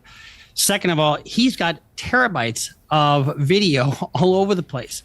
Thirdly, they've got him on recording, threatening a witness, trying to get them to not come forward and testify. They've got video of him beating a woman, dragging her through, They should have given Lord Jamar some more time on the screen because he's really usually unfiltered. His lawyers... Yeah, apparently this was happening to men too. Yeah, I think that's probably... Well, I was going to ask you about that, Lord Jamar. I mean, there have been lots of wild conspiracy theories. Maybe some of them aren't so wild, but there was one of the big ones is that Diddy was secretly gay. Do you think that could be true? Which is not a crime if he is or was. Yeah, exactly. He has the right. You missed. Don't get canceled. Oh shit! See my point, Jason. But I mean the conflate. Jason. The point I'm making is that Lord Jamar said that also men were abused and stuff. It only plays into the context of what Lord Jamar just said. Is the sense that if Diddy turned out actually to be gay or bisexual, then the victim... I think he's bi. It seems like he's bi. Victims here are not just women necessarily. They could also include men. Is that what you're saying, Lord Jamar? And I'm just saying, it's definitely not a crime for whatever his proclivity may be. But if you're making people do things against their will or hanging things over their head in order to, try to trade, little quid pro quo, that's not cool. When people use their power to try to manipulate certain situations. That's the coercion. Yeah, especially sexually. And it's not cool. And especially if you're trying to do this to men that wouldn't normally engage in this type. I think there's something to be said about buying in male prostitutes for sexual performance is against the law federally. Yeah, Go ahead. But I also want to finish, Bruce, seeing more people. I want to see more people arrested. Like, where were the bookers, the security, the transportation? Where are the assistants, the chief of staff, the chefs cooking food, people cleaning up the room? I need everybody arrested. Well, I think somebody said to the snitches, probably. But I mean, the first time I feel like they mentioned somebody else other than Diddy was like at the last press conference, I think, or the one before that, where they mentioned like the head of security. And it was weird that like even on TV they like blacked out his name, even though it's on the document. Why black out his name? I don't know. I mean, surely Diddy. If the case against Diddy is so overwhelming, I can quite believe these reports that are coming out that he's considering turning on everyone. He'll have nothing to lose. Yeah. He knows if he doesn't, he's going to prison the rest of his life. I mean, he's the top dog. He won't be able to cooperate against. Hang on a second, Bruce, you go first. He won't be able to cooperate against anybody. He is the top dog. Yeah, but surely he could still do some kind of deal, couldn't he? No. I don't think so. He's too big a fish. I will say this though. I think the anti sort of gay sentiment in the hip hop industry really did. I think may have fueled the fact that he was so undercover. Like you said, it's not illegal to be gay. You can have whatever. But was he gay? I mean, I don't care either way. It doesn't make a difference. How dare you? But Do we actually know if he But did it? I'm saying this in the context of his victims, his male victims. So, for example, Cassie coming out, we know that they were together for almost a decade. We know that she was seen with him at many high-profile events and all of that. So she coming out as a victim of domestic violence is not unheard of. But if you have an up-and-coming rapper, for example, who for some reason his career just didn't take off, who comes out and says, I was abused, I was raped, I was blackmailed by P. Diddy, that's very different because of the industry that they're operating in. How does that person get their career back? Well, also, I mean, you mentioned Cassie Ventura there. To me, one of the most significant moments in this whole scandal was quite early on when that video got leaked to CNN. We've got a clip of this, which shows him just being unbelievably, grotesquely violent. Yeah. And who leaked it? To her. At the time of this, we invited Diddy's ex-bodyguard, Roger Bond, to give his thoughts on the video. And Diddy's subsequent apology. But was that indicative of Diddy's general behavior towards women? In my light, I would say yes. In my light, I would say yes. It didn't surprise me when I saw it because I've seen things to this nature before. I've gotten in between things of this nature before. And this was back in 2012. So that's why I was so adamant on what I said yesterday after he posted that apology, because it comes a time where it's like, you can't just say anything you want to say and think that people going to accept it. See, Vinny, when I saw that video, I don't know about you, but I watched it in utter horror, that he would do that in a hotel, in a public part of the hotel too. It wasn't in one of the rooms. It was so horrible, so violent. I then thought, well, you know what? I believe this guy's capable of pretty much anything. Anyone that would treat his girlfriend like that, nothing would surprise me. So these charges didn't really shock me because I thought, well, I've seen what he's capable of. We all have. Oh, Piers, what was even more shocking is we saw the tape. It was disgusting. It was disturbing. And what happened, Piers? Nothing. Statute of limitation or whatever it is. We saw him beat the hell out of this poor girl, dragging her in the hallway. And then what? She brings him to court. He gives her money because rich people could get away with anything, Piers. And then that was it. We wiped our hands with it. And it's ridiculous, Piers, because and on the gay rumors, nobody cares, Piers. But when there's smoke, there's fire. Yeah, I believe that too. This guy, I don't know about the 3,000 people now. That's crazy. I mean, I guess maybe it's possible. It's been decades. 3,000 people is now coming forward, according to the last attorney. Find 1,000 bottles of baby oil and 500 dildos. There's some smoke. I didn't know about the dildos. I don't know if he's saying that in jest or there was really 500 dildos. I guess it probably lines up. Maybe there was 500 dildos found. I knew somebody that knew somebody that this person's friend, anytime they went over the house, this person just had dildos like all over the bathroom and shit. Like they literally, it was the weirdest shit. Like this chick went over there and there's this guy. And he just has. I would imagine maybe that's what Diddy's house is like. Just dildos on the sink, the little suction cup.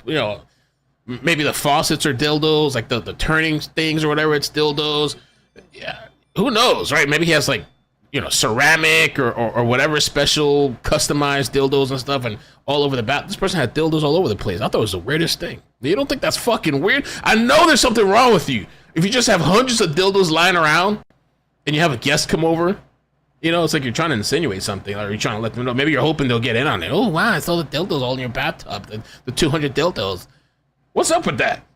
There's some suspect activity happened, Piers. And when it comes to the recording, people forget he had cameras everywhere, Piers. You know why some of these employees weren't talking? Who knows what footage he had on all these people? Same with Epstein. Maybe you weren't gay, but maybe you were there. You had a little potion. You pass out, and then they record you taking advantage of you, and then they have that dirt on you forever, Piers. Kim Porter, God rest her soul, his partner, who he has a child with, she wrote a tell-all book, but before it came out, she mysteriously died of pneumonia. At 47.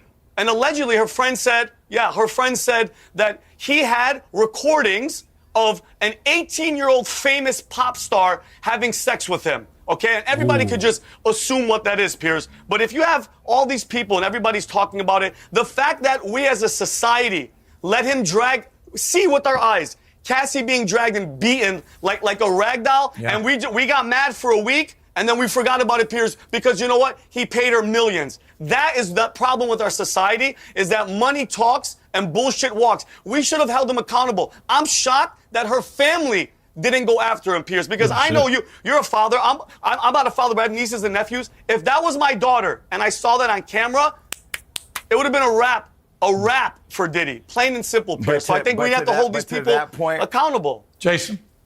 But that's the point right there. And that energy is somebody who's been molested, who survived molest, right? There's no money that you can pay me to feel good about the experience, to pay my family to forget about the experience. And I think the problem happening right now, at least in this country with entertainment, is that people are going for money grabs. So it is making it hard to decide what is, what isn't. And then there's so much around this case that you can't look at the video and not see a man beating a woman in a public hallway and make any excuse for that. But you also can't make excuse for the hotel taking $50,000 to cover it up. You can't make it like you can't understand how Diddy hired a trainer to train his girlfriend, who they say he was allegedly involved with, who then goes and dates, marries, and has a baby with the girlfriend. I mean, there's so many layers to this crazy story.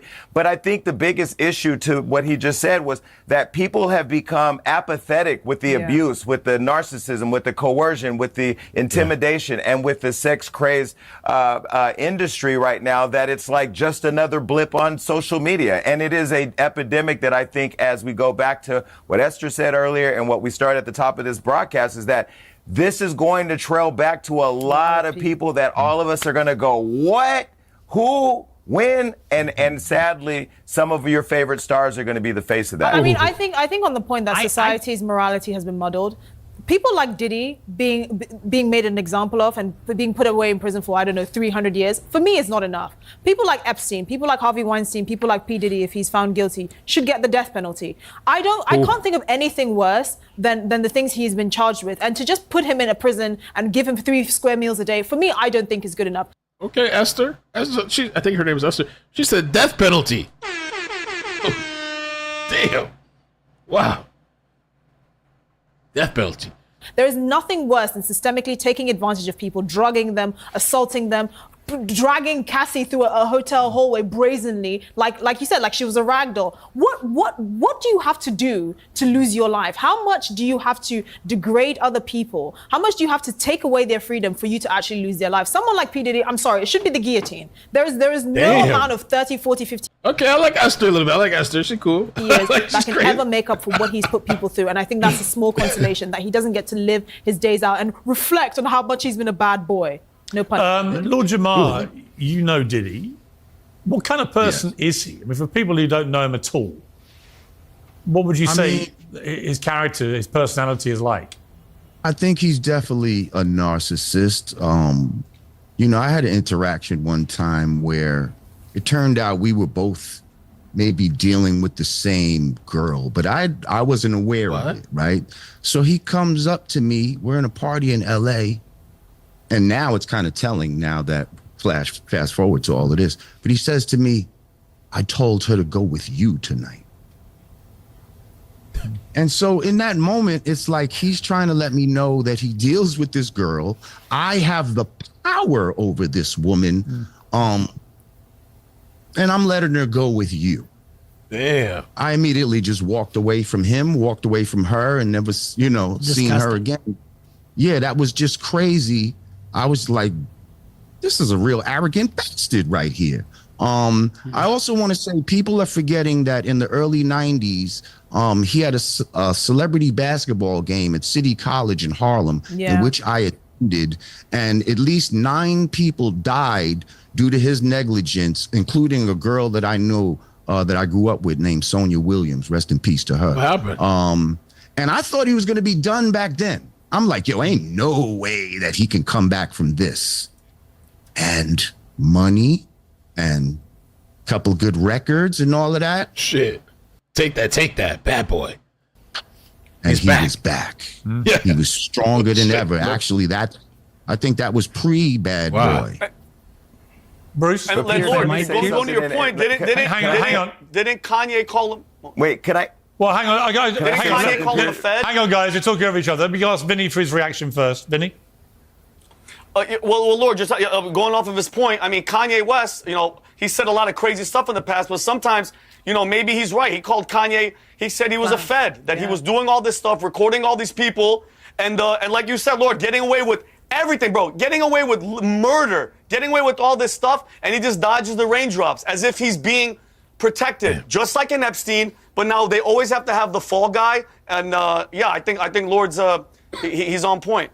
I mean, Jason, I met Diddy 2 or 3 times. He was always like quite quietly spoken, polite, charming. I mean, he obviously was a chameleon character from what we're now reading about him. But you worked with him.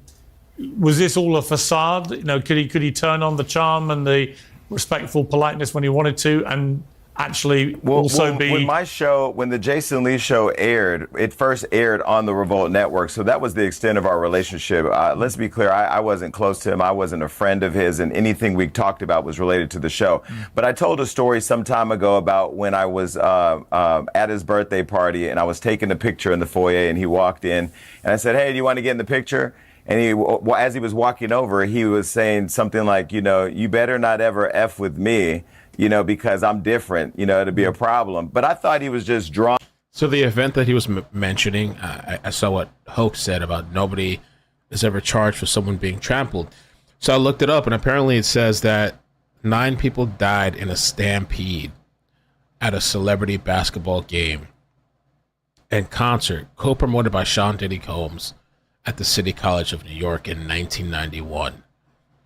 And it says that 9 people died and 29 people were injured. The gym had a capacity of 2,730 people, but as many as 5,000 people showed up, which they didn't have enough security to control it. So kind of like the other rapper, the Stampede and stuff, Travis Scott.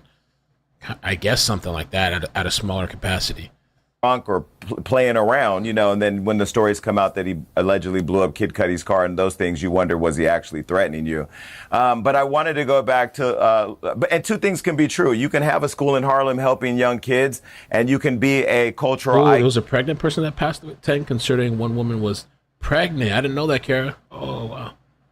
And put out great music and clothing, and take a liquor brand like Ciroc and make it a cultural thing around the world and make millions and millions and millions of dollars, but also be Dr. Jekyll at the same time. But I wanted to go back to Lord Jamar's point where he's talking about him saying you can have this one or that one. Lord Jamar, in our culture, and I want to preface this and say I'm not apologizing for it, and I'm just telling you what it is. And Esther, please bear with me.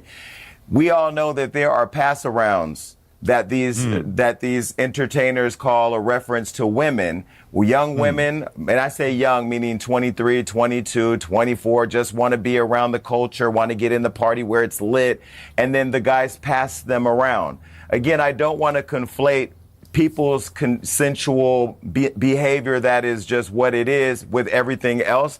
But that also shouldn't give these rappers the belief or the license that a young woman who's consenting to having these experiences cannot go home when she wants, can be held against her will, and can be forced to do things that she doesn't want to do. And I think what's going to happen as this all rolls out, Lord Jamar, tell me if I'm wrong, some of these lines may have gotten blurry with some of these guys, but it doesn't make it okay. And I go all the way back to Esther's point. I want to see more people held accountable who participated in that. Let me ask Lord Jamar this. I'll come to you, Bruce. I know you wanted to say something. I'll come back to you in a second. But Lord Jamar, there are lots of what appear to be crazy conspiracy theories that have surrounded Diddy for years, which may not look quite so crazy now. For example, what involvement he may have had in the murder of Tupac. Similarly, the Shine shooting cover-up, where a former protege, Shine of Combs, was sentenced for an assault. Yo, Shine, he had a dope song back in the day. I forgot it was Shine. Boom, boom, boom, boom, boom, boom, boom. Ashes to ashes, dust to dust. What's the song? Boom, boom. Bad Boys? It's not Bad Boys, right? Hollow point shit. Chicken and bobbity, shibbity, bobbity, shibbity, bobbity, shibbity, bobbity, shibbity, whoa. And then it was... Now tell me who wanna fuck with us. Ashes to ashes, dust to dust. That song, oh man, that song was viral back in the day. Shibbity, bobbity, shibbity, bobbity, shibbity, whoa. assault conviction stemming from a 1999 nightclub shooting in New York involving Diddy and his then girlfriend Jennifer Lopez. Many people said at the time that Shine took the fall for Diddy. Yeah, on those two things. Yeah. What's up with that, man? Should we now reevaluate those? Are they not as crazy as people like to pretend the conspiracy theories are? Are they actually theories we should take seriously? I think you have to look at his whole history, going back all the way back to Uptown Records and all of that type of stuff. There's been a lot of different, things that have transpired. And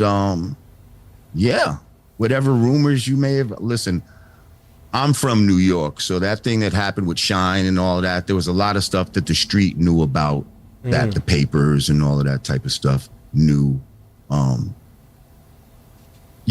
That the papers didn't know. It just all depends where you're at in this thing. But I would look at those things again, and I would.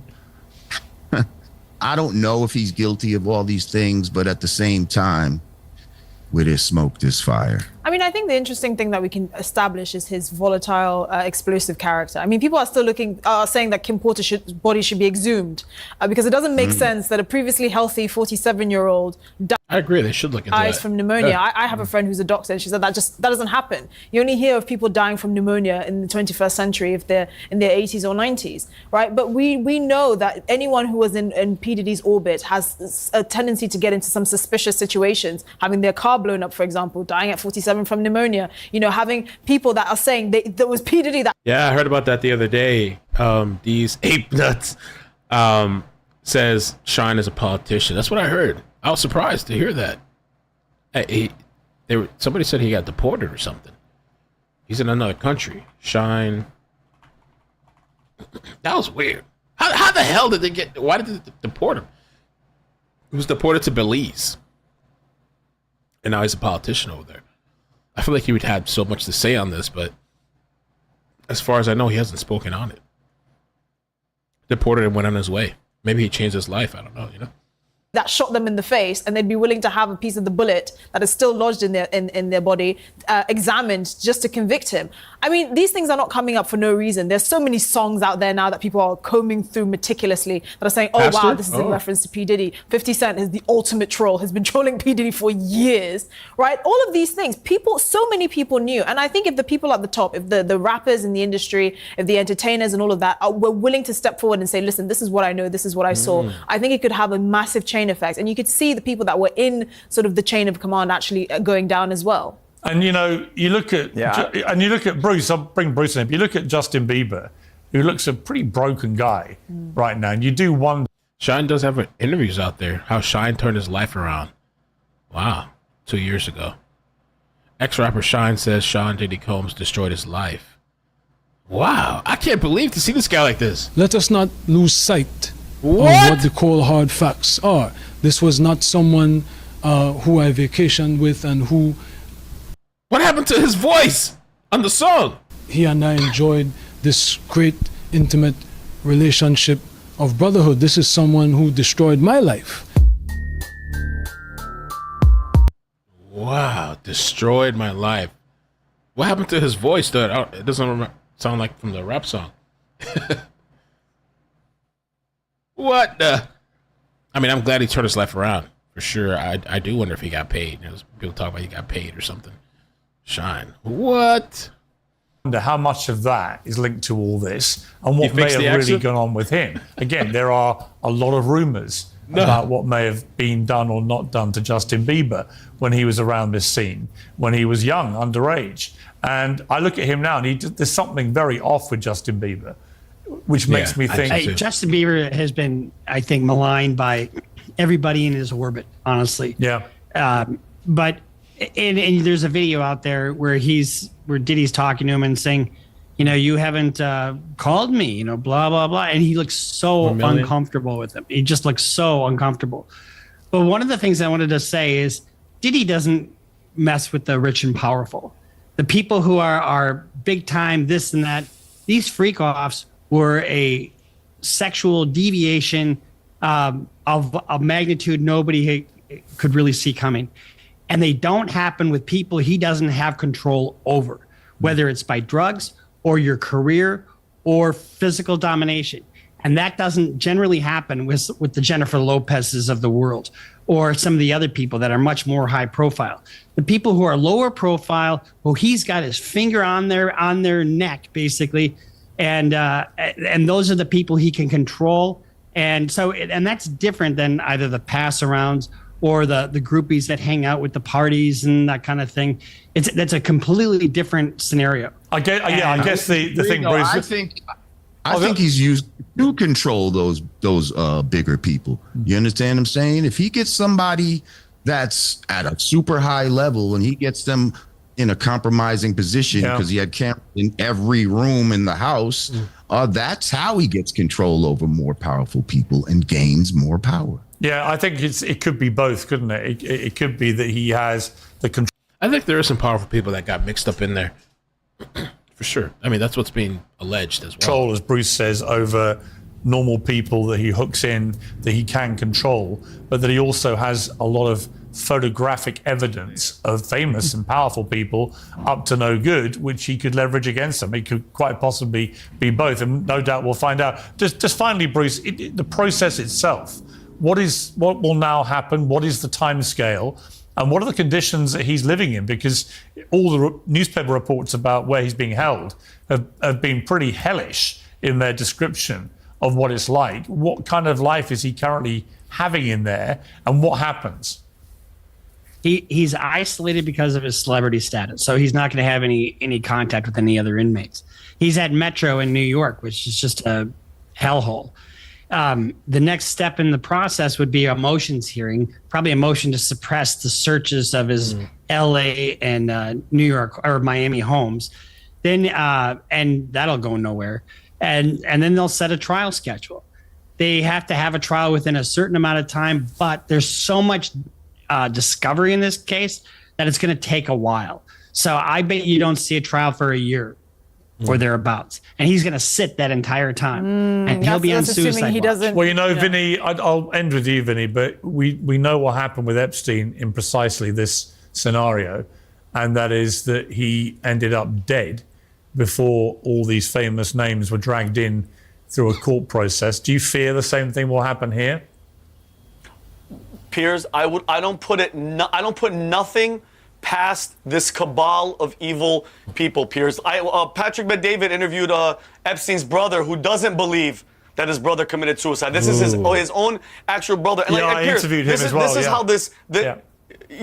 And Piers, this is how this operation works. Are you ready? I don't know if Diddy's that in depth, but he quite possibly could be. Or with Epstein, can you imagine you're a powerful senator, you're a prince, you're whatever. You go to a party, a Diddy party, Epstein party, whatever. You have the time of your life. You get drunk, you get drugged up, whatever. Then you come home, and this person or the people that represent this person that's in on this mission calls you and says, "Hey, we want X, Y, and Z," and you say, "Hell no." They go, "Oh, really?" Check your email, and it's a photo or a video of you doing something insane, and you say, yes, I'll give you whatever, I'll give you anything you want. And just very briefly, Piers, which I believe could be with Diddy. And Diddy, listen, and this gentleman said he has a year till trial. Think about it. Epstein committed suicide. The camera wasn't working. The guards didn't know. All nefarious BS things, Piers. Everybody knows what happened. Let's not play those games. And just really quick at the end, Piers, with Justin, that's one of the most egregious, but besides Cassie getting dragged, Justin Bieber did an interview on a podcast, Piers, and he said he was crying. And you're right, Piers. He looks like a shell of a human being. He was bawling, saying about Billie Eilish, "I don't want her to lose it." Yeah. And that it is that innocence of a child, Piers. And going off of what she said earlier, I believe anything that sexual assault, if there's video of him and pedophilia and molesting and raping young children, then I do believe that death penalty is hands down that has to be, because that'll put fear in these people's hearts, Piers, because these elites, these demonic people, we have 380,000 children, unaccompanied minors, they're lost at our border, missing. We don't know where they are, and this is what feeds into these cabal of these people, and they go missing. So I would invoke the death penalty to put fear in these people's hearts, because nothing else is working, Piers, and that's what I guess. Nothing working for these sick people. Put them to death. I mean, if they can prove without, obviously without reasonable doubt, like for sure, If was any of that though, that would be in the indictment. Just wait, hold on. What would be in the indictment? What would be in the indictment? Recordings? Wait, hold on 1 second. If there was any child involvement, anything like that, that would be in the indictment. I guarantee it would be in the indictment. So here's my question, though. Well, okay, I agree, but who? Well, the one thing to that I'll say too is that they say it's going to be in the indictment. I'm sure there's going to be a lot of stuff that comes out. That doesn't mean that everything that's ever happened is there, right? Somebody got caught buying drugs. It's not the first time they bought drugs.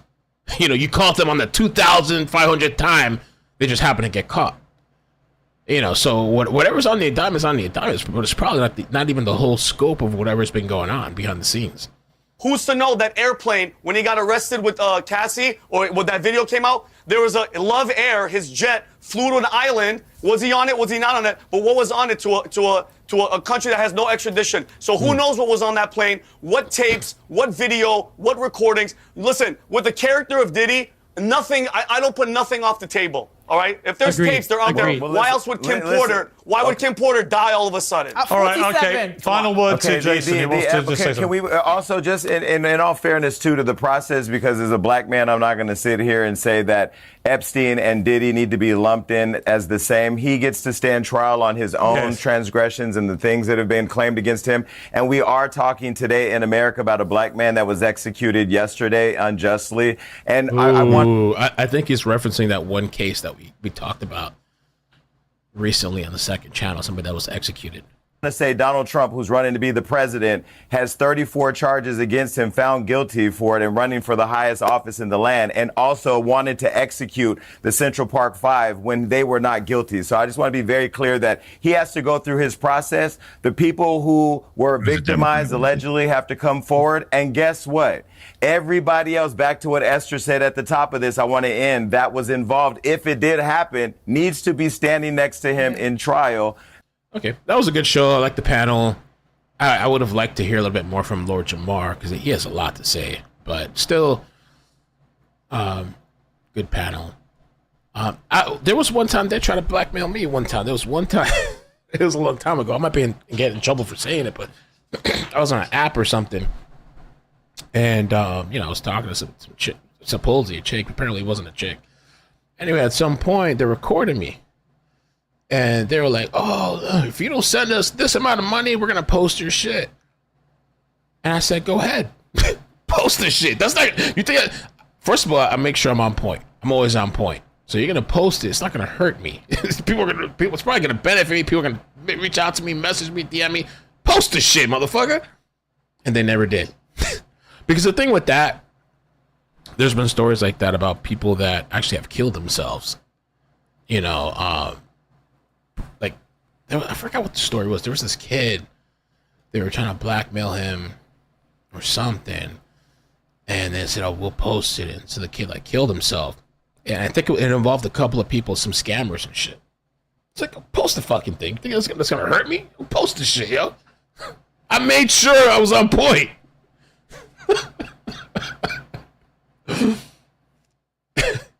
As if that's going to hurt me. What? Please, send it now. Send the money now. Yeah, right. Fuck out of here. And the thing with that, too, they say never give in to those people because the thing is, you send them, supposedly you might send them money, and then they say, okay, we're good. And then who's to say that it'll come back after you pay them and be like, you know what, we want $500 more. Fuck that. Fuck that, yo. But that happened one time. I reached out to 3 friends over there. And it was basically a situation where it was like, we don't negotiate with terrorists. So go fuck yourself. That's what it was. It was like a go fuck yourself situation. And that was it. And they kept saying, we're going to post it on YouTube. You can't post that shit on YouTube.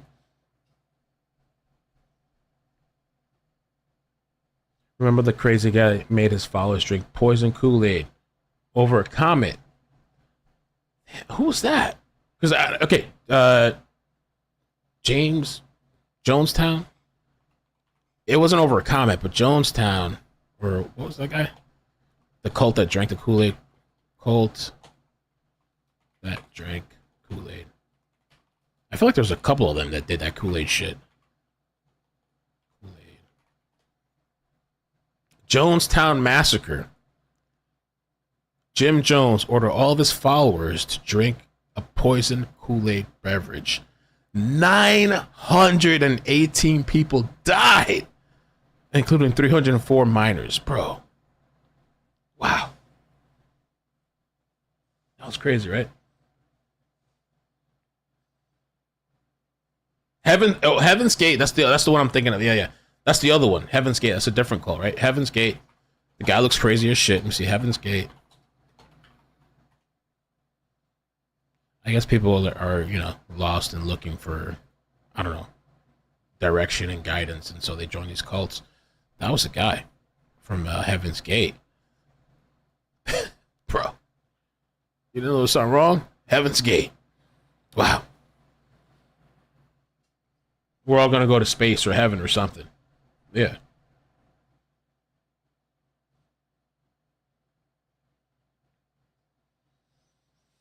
Is Corey Feldman, is he still alive? Did he pass away? Corey Feldman. I remember him.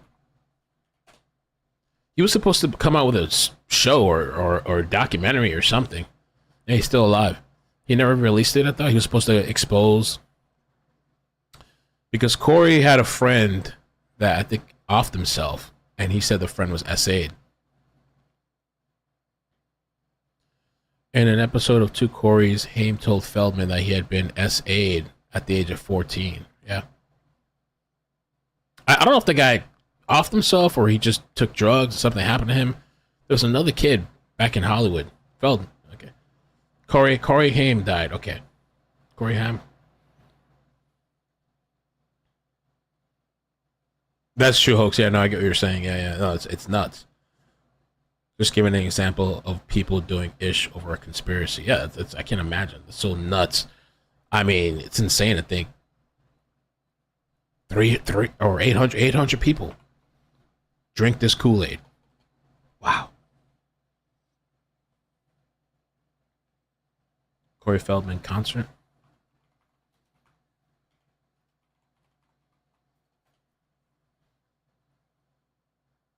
He's on tour? What? Oh, he's on tour apparently. Okay. He did a show and everything. Wow, 2024. Okay.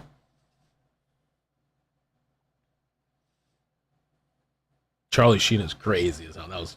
Oh, the Branch Davidians, another good cult story. The big Waco shootout back in 1993. Yeah, the Branch Davidians was pretty interesting. I really liked the documentary that came out on Netflix. But some people that have watched multiple documentaries said that that wasn't the best one. But I really enjoyed the Netflix documentary. The Waco. I felt like I was there. I feel like they made you feel like you were there. And they were literally showing you video clips, live video clips from at the time. And reporters like recording what was happening and getting shot at and hiding and ducking. I literally felt like I was there. It was a really, if you never heard about that story, yeah, David Koresh. If you've never watched a documentary on that, I recommend check out Netflix and watch Waco. I thought it was a really good documentary. But there's multiple documentaries out there.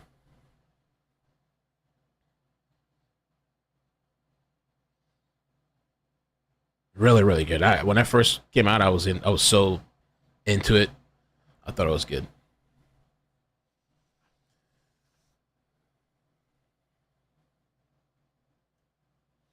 All right, I guess I'm gonna jump off. Let me see if there's anything happening real quick with the news. Breaking Chief star W.R. Rice's mom is accused of stealing a package. No! Oh no! An NFL star's mother? Oh no! What are you doing? Oh hell no! Why do these people do this stuff and there's cameras there? I just watched something earlier too where somebody tried to steal a package and the lady caught her. What? Oh, here it is. I sent it to myself. Why do they do this? You're on camera. This shit. She over here. Okay, she's taking a picture. And then she's about to walk off with a package she just dropped off. You're on camera! We see your face! Is she walking up? Hello, is that package for me? Is this Unit 1? This is Unit 1. Oh, okay, then yes, I got it in the wrong place. Okay. Thank you. Okay. You're welcome. Bullshit. Bullshit. This was 9/28/2024. A couple days ago. I don't know why they do that right on camera. I don't know. Let's see what else real quick. Like sometimes like to check what's going on. Starlink. Starlink is dope. I heard they're doing Starlink for free for Hurricane Helen victims. That's pretty cool. I heard Starlink is dope. I mean, I've never had it. I never used it. I saw Joe Rogan talking about it for like remote areas and stuff. It's kind of, you have accessible internet. I think that's it. Just taking a look real quick. I think that's it. Tim Waltz. Blah, blah, blah. Okay. All right, I guess that's it. If anything pops off, I'll jump on tonight or tomorrow. For the most part, I'm supposed to be working on some stuff, and I have a deadline, so I got to do it this week. So if you don't see me around, that's why. But if something breaking happens, or I can jump on for a little while. Tonight was just supposed to be 30 minutes, and we're here 2 hours. I thought it was going to be on 30 minutes, and we'd be done. We're here 2 hours, whatever. Oh, the other thing, too. Fousey Tube. This guy's had multiple mental breakdowns. I guess he's having another one. Fousey Tube. Apparently, they think he's bipolar or something, and he's had a history of like just mental breakdowns. And apparently, this guy, he's a big YouTuber. Apparently, he's going through another breakdown. It seems like again. Let's see if I can find it.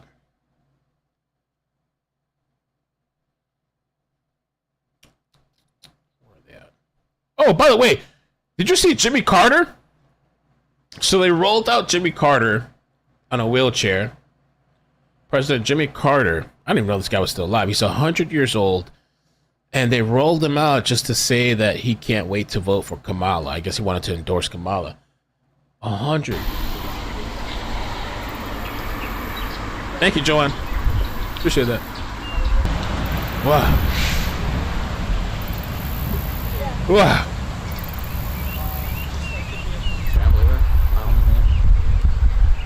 Mamma mia. Holy shit. I mean, I hope to make it as old as I can make it because I want to see my daughter grow and I whatever. I hope to get as old as I can get, hopefully healthy. But he looks kind of out of it a bit. Jesus.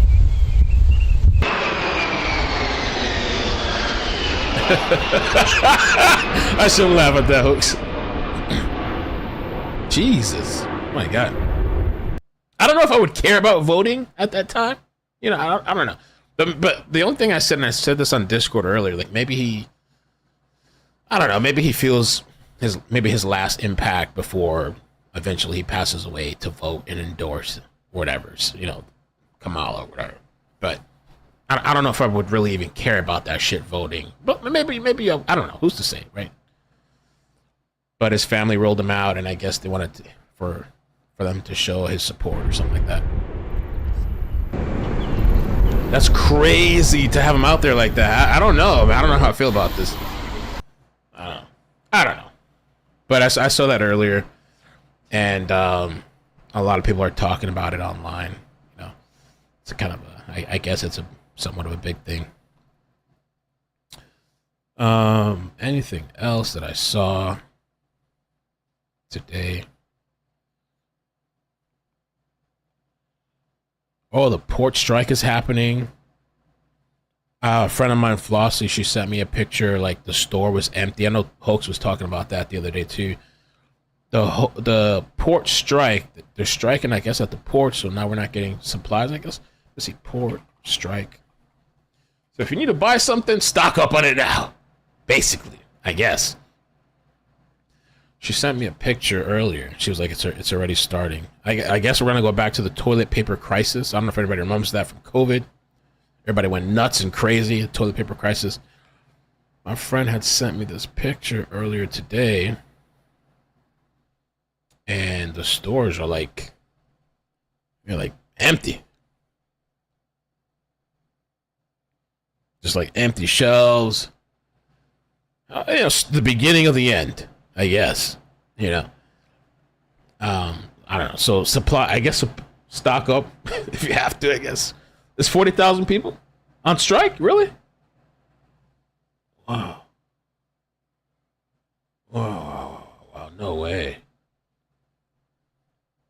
The video, it's done already. This is done already. This is the video I was playing. It's already at the end. We're just hanging out for a few. But, dock workers and longshoremen in the East Coast ports are now on strike in a major labor action with real consequences, okay? What do they want? They want better pay and automation protection.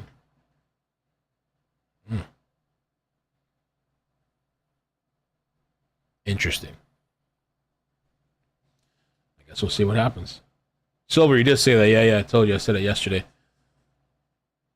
My mail went to Sam's today, and they were out of toilet paper. We could face another toilet paper crisis. Don't forget super chats. Let me see. Oh yeah, Island Thrifts. Thank you so much again for the 5 memberships. Also, Tammy, Val G5. Thank you for the 18 months. As so soon you're gonna need a tank just for the plants. I know there's so many plants in there now. Cindy, thank you for the membership. And I think I saw your email too. Brown Eyed Girl, thank you for the 10. The feds used his interview with Dwayne Davis to arrest for Tupac's murder. Dark Side Harley, thank you for the 5. You can bet Vlad carpet matches his drapes. Naomi, thank you for the 7. Canada, we all need milk. He needs some milk. Miss Dog Lover, thank you, says Piers needs to investigate the Kardashian security. What? And Precious Chaos, thank you for the super chat. Says, watch the press con from yes. We did see that. Youngest victim was a 9 years old. Yeah, we did see that. Yep. Oh, yeah.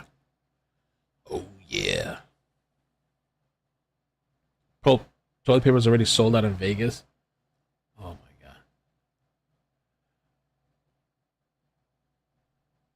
god. All right, you guys. Well, have a good night. Be safe. Get some rest, and I'll see you guys on the next live stream. All right. Peace. Bye. Bloop bloop.